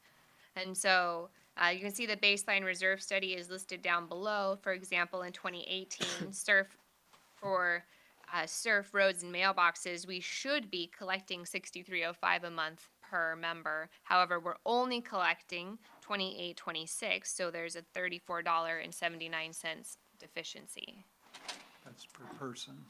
per person per month, Okay. per member per month. So whenever you get out to 2027 on that,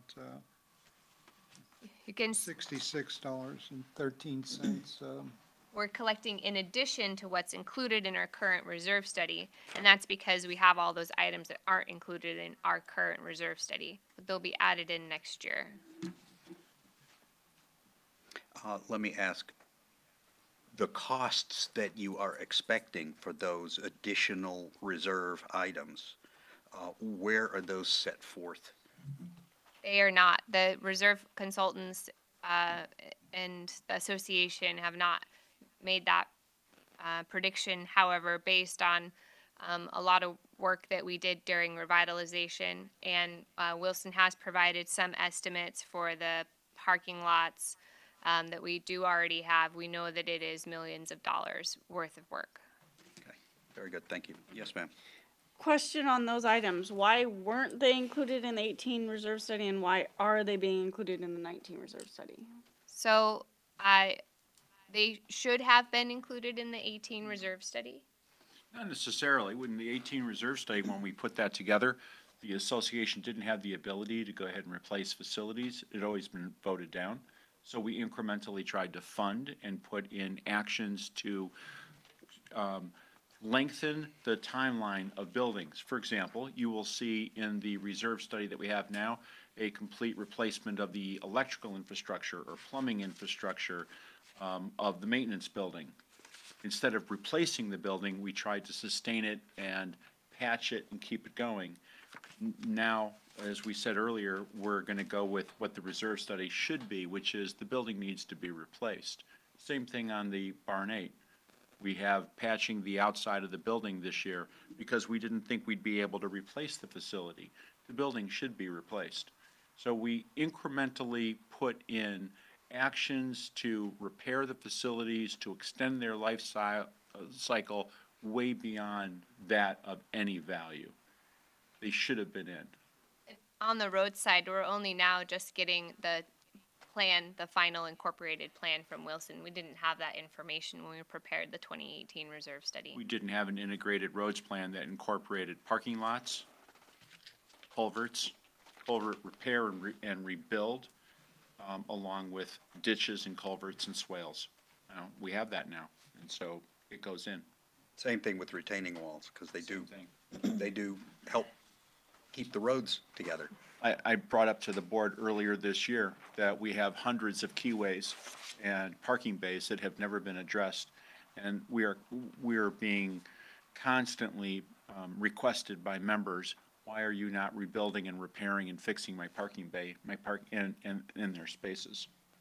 They have never been addressed. The new RCW requires that you include everything in your reserve study over a certain percentage of your budget. So we will have to put those into our reserve study next year. David? A quick question. Seems like, let's say for Building 8, or the dance barn, it seemed like on a reserve study, it seems like this should be pretty objective and not subjective with regards to what it would cost for the repairs. I mean, every item in Building 8 over 30 years should be a particular number, and rebuilding the whole thing, there should be another. I mean, it should be very specific. It could be side by side, dollars and cents, really, correct? I don't think you would show that in your reserve study, but if you remember during revitalization, we did a cost-benefit analysis, what was cheaper, and it was by far better money to go ahead and take the building down and put up a new one than it was to try to repair the building, because you have an aging, unknown structure inside the facility. And every time we touch it, something else breaks in the building. So it was take it down and replace it. But a lot of those things are in the reserve study, are they not? They are. I mean, Well, no, actually, only a few of them are.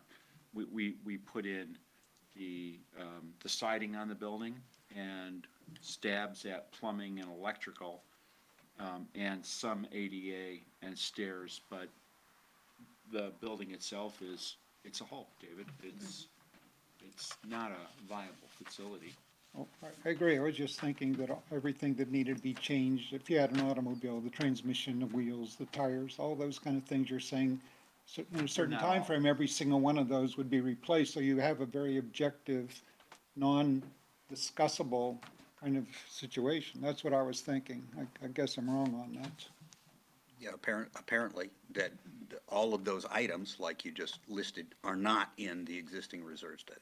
Okay, so it's far in excess of that kind of thing. So you're looking at the big chunks, but not of all the others, which could be nickel dime you to death at the end of it. So in effect, That's when you sell the car. right, usually in maintenance and things like that, there is a curve, and that they make those decisions based on just that sort of That kind of building is a thing. car that needs to be sold. Right, right. But that's very objective in things like automobiles, et cetera. Mr. President, I have Eric and Linda. And Linda, okay, Eric? I've two quick items. First of all, the budget that we're trying to create for 2019 doesn't address building any buildings or anything like that. That doesn't include that. So we're talking about future projected might happen things when we're talking about the building. This 2019 budget doesn't talk about that at all. The second item is we have some great Finance Committee videos that people could refer to look at the deep dive into a lot of this information that we've already taken, and give a lot of background on some of the recommendations that have been built into these plans. And so I'd encourage people to watch those. And I'd also like to mention that we're running out of time. Okay, we are running out of time. Leslie? Yeah. Oh, sorry, Linda first, then Leslie. Thank you. So I have a question. Schwint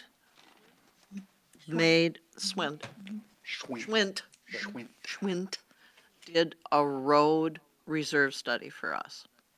Wilson has done kind of the same thing. They are our engineer of record. Do they both agree with its X number of dollars? Or have we got, Hold on. We took Wilson's road report and gave it to Schwind. They put it in the reserve study.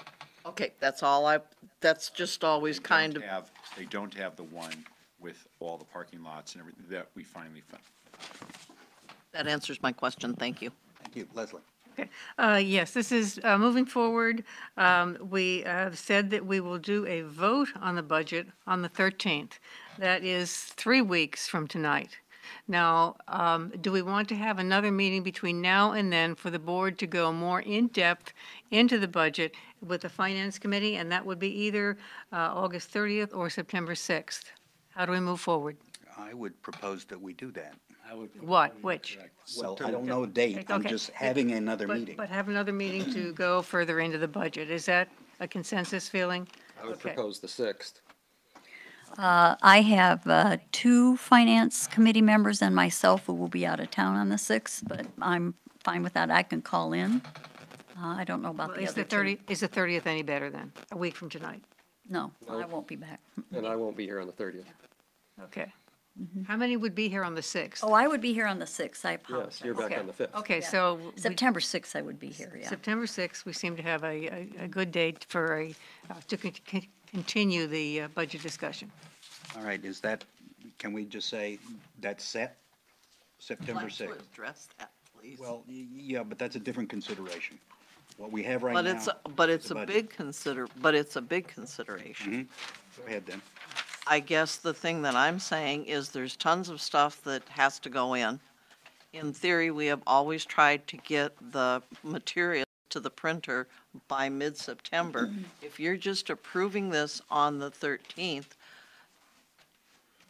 it's like normally the board goes through a draft of their documents before it goes to the printer. And then there's also a week that we give the printer. I is it easier since the budget is running so late that you do two different meetings? It's like there's a wall that's really difficult here. I'm just thinking of, and I haven't talked to Lisa, but I will ask her, because in fact, because of the unknown of this, I did not get 3 printing bids this year. I'm certainly not gonna try putting a new printer and mail deliverer with the timeline that constraints and the way things are going now. That's suicide. That is literally suicide. We got a really good bid from, AMS, I think it is, and it's in line with it. I'm just really concerned. There was one year we ran up against that wall before. We ended up doing extra mailings because there were mistakes in the language that nobody caught. And I'm concerned again, I really am, and All I maybe can say, if. Linda, is you're correct. I sympathize, and the board's gonna have to hustle. Works for me. So the 6th is a yes? That the 6th is a yes, And that will be held where? that will be, well, first, it'll be held at 7 o'clock as per usual time. Okay. And where depends on where is available. Okay. Okay. Mr. President? Sir. Just to be, for clarification, I'd like just to be able to say out loud, in option 1, in 2019, the payment that's shown would be $163.02 in option 1, as opposed to option 2 of $126.20. And so in option 1, it accelerates at 3%?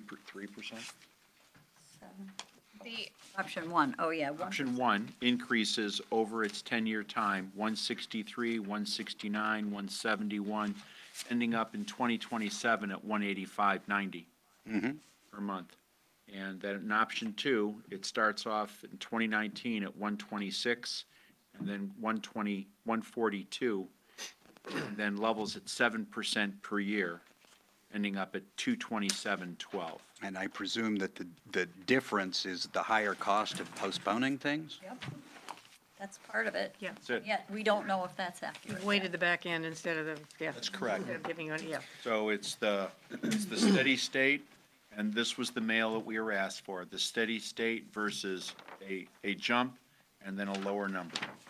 So there you have it. And we wait for the input from the board to tell us what you would like us to do. And of course, all of this needs to be updated each year. So what we're presenting you this year is based on what we know this year.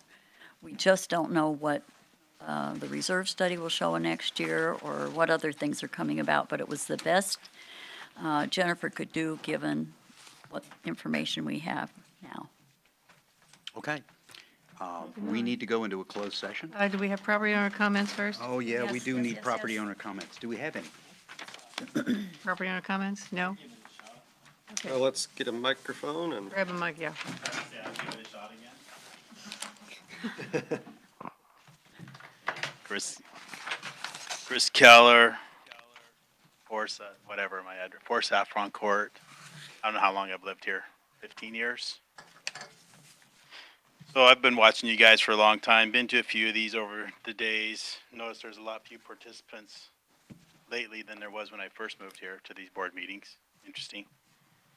I'm just going to talk about, I ran out of time to take a note, so you're just going to have to get what I got. So I had a couple questions on the FTEs at point four on the 3.4 for what she's talking about. That means you got about 5 months of part-time people.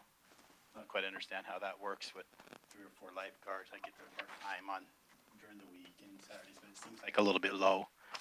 I have to agree with Linda on that. So let's go to dog park. How did the dog park get to the size it is now? I heard you talk about finding one document or a document that said it was something, and now it's something else. And these posts got put in and made it into a different thing. It's been like that for a hell of a long time. So it would be interesting to me in the dog park stuff. I mean, to find one document in history that says it was this at one size, but then to find out that something was changed differently, I think we need to find that board approval for that thing or whatever made it happen for that to say why it happened. I don't know if there was some overriding deal that made that happen. You know, we talked about in the information, there's a designation of the dog park size, but is there also a designation of the human swimming area? Because you talked about that as well. So is that, I guess I'm kind of confused on that. How do you separate the dogs from the people in the water? Another thing. So we put up a fence, but that doesn't really help the people down there swimming. I understand there's problems with dogs and stuff. I got 2 big dogs. Both of them have won obedience things and stuff like that. They get bit on the nose by little dogs and they step on little dogs and the owners go crazy and we get in a big fight down there. My dogs are bleeding, their dogs are scared. How do you penalize persons whose dogs misbehave or the people who misbehave? I heard you talk about it already. You're not really able to do anything with that. What about double access and egress? Will a fence be put up to separate from the golf club? Because now the dogs are going to be forced up against the golf course as well. No, against the dike. Okay, I don't have access to the map, so. Well, there's a creek in between. Right, there's a creek, but on the side by the, my dogs have been out there. On the side by the barbecue place or the fireplace thing, whatever that is, they roll right onto that. No problem. The dogs roll right out there. Without even thinking about it, they roll right through the grass and everything. So as you swoop all them down, it's kind of like herding rabbits, right? They're all going to go to one spot. Just want to caution you as you make this decision. One of the things that I've been around before previously, in a whole other state and everything like that, was in order to use the dog park, you had to have a certification that your dogs were behaved and that you were a responsible owner before you could go there. You just weren't allowed to use it. Now, I know that's a difficult thing to police, but it's not an impossible thing to set up. And the reason why I bring this up is because there's a substantial difference in what I believe an obedient dog is than what somebody who's little Pekingese, that's their baby, believes an obedient dog is. Just want to bring that up, right? Correct. So my dog goes over and sniffs your little Pekingese, it freaks out and bites my dog on the nose. My dog's being a dog. That's what they're there to do in an open leash park. So that's not behaving as far as I'm concerned. What defines under control? You talked about a mower gate for this other fence. You already have a virtual road on the other side of you actually have a virtual road on the other side of the tennis courts where you're saying people are supposed to be getting in and out with their dogs in the future.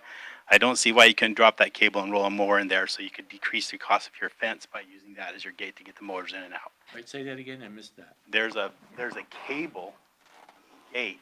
Yes. On the other side of between the golf course and the tennis courts that a mower can use. Yes. You wouldn't need to put a mower in the new fence you're putting up, or a new gate in the fence you're putting up. Can I You need some suggest access and that, egress.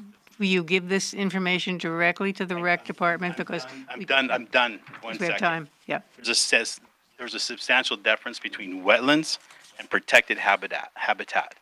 The girl here mentioned that having dogs in the wetlands to deal with the geese was a bad idea because there was something against wetlands. There's nothing. Dogs go hunting in wetlands all the time. There's nothing that precludes a dog from entering a wetland area. And I heard you, my last question, I think you already have estimates of repairing the buildings versus replacing the buildings, and I just was wondering, I'm in construction, this is what I do. I do estimates, I manage construction, I build microchip plants, I build refineries, I build power plants. It'd be interesting for me to take a look at who came up with those and take a look at those estimates. I'd be happy to help you out if you'd like to look at those. That's it, thanks. I'd like to get together in regards to dog park. I'll email them to you. Thank you. I'll talk to you afterwards, how's that?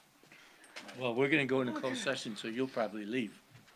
Linda, can you hook me up with my email? I certainly can.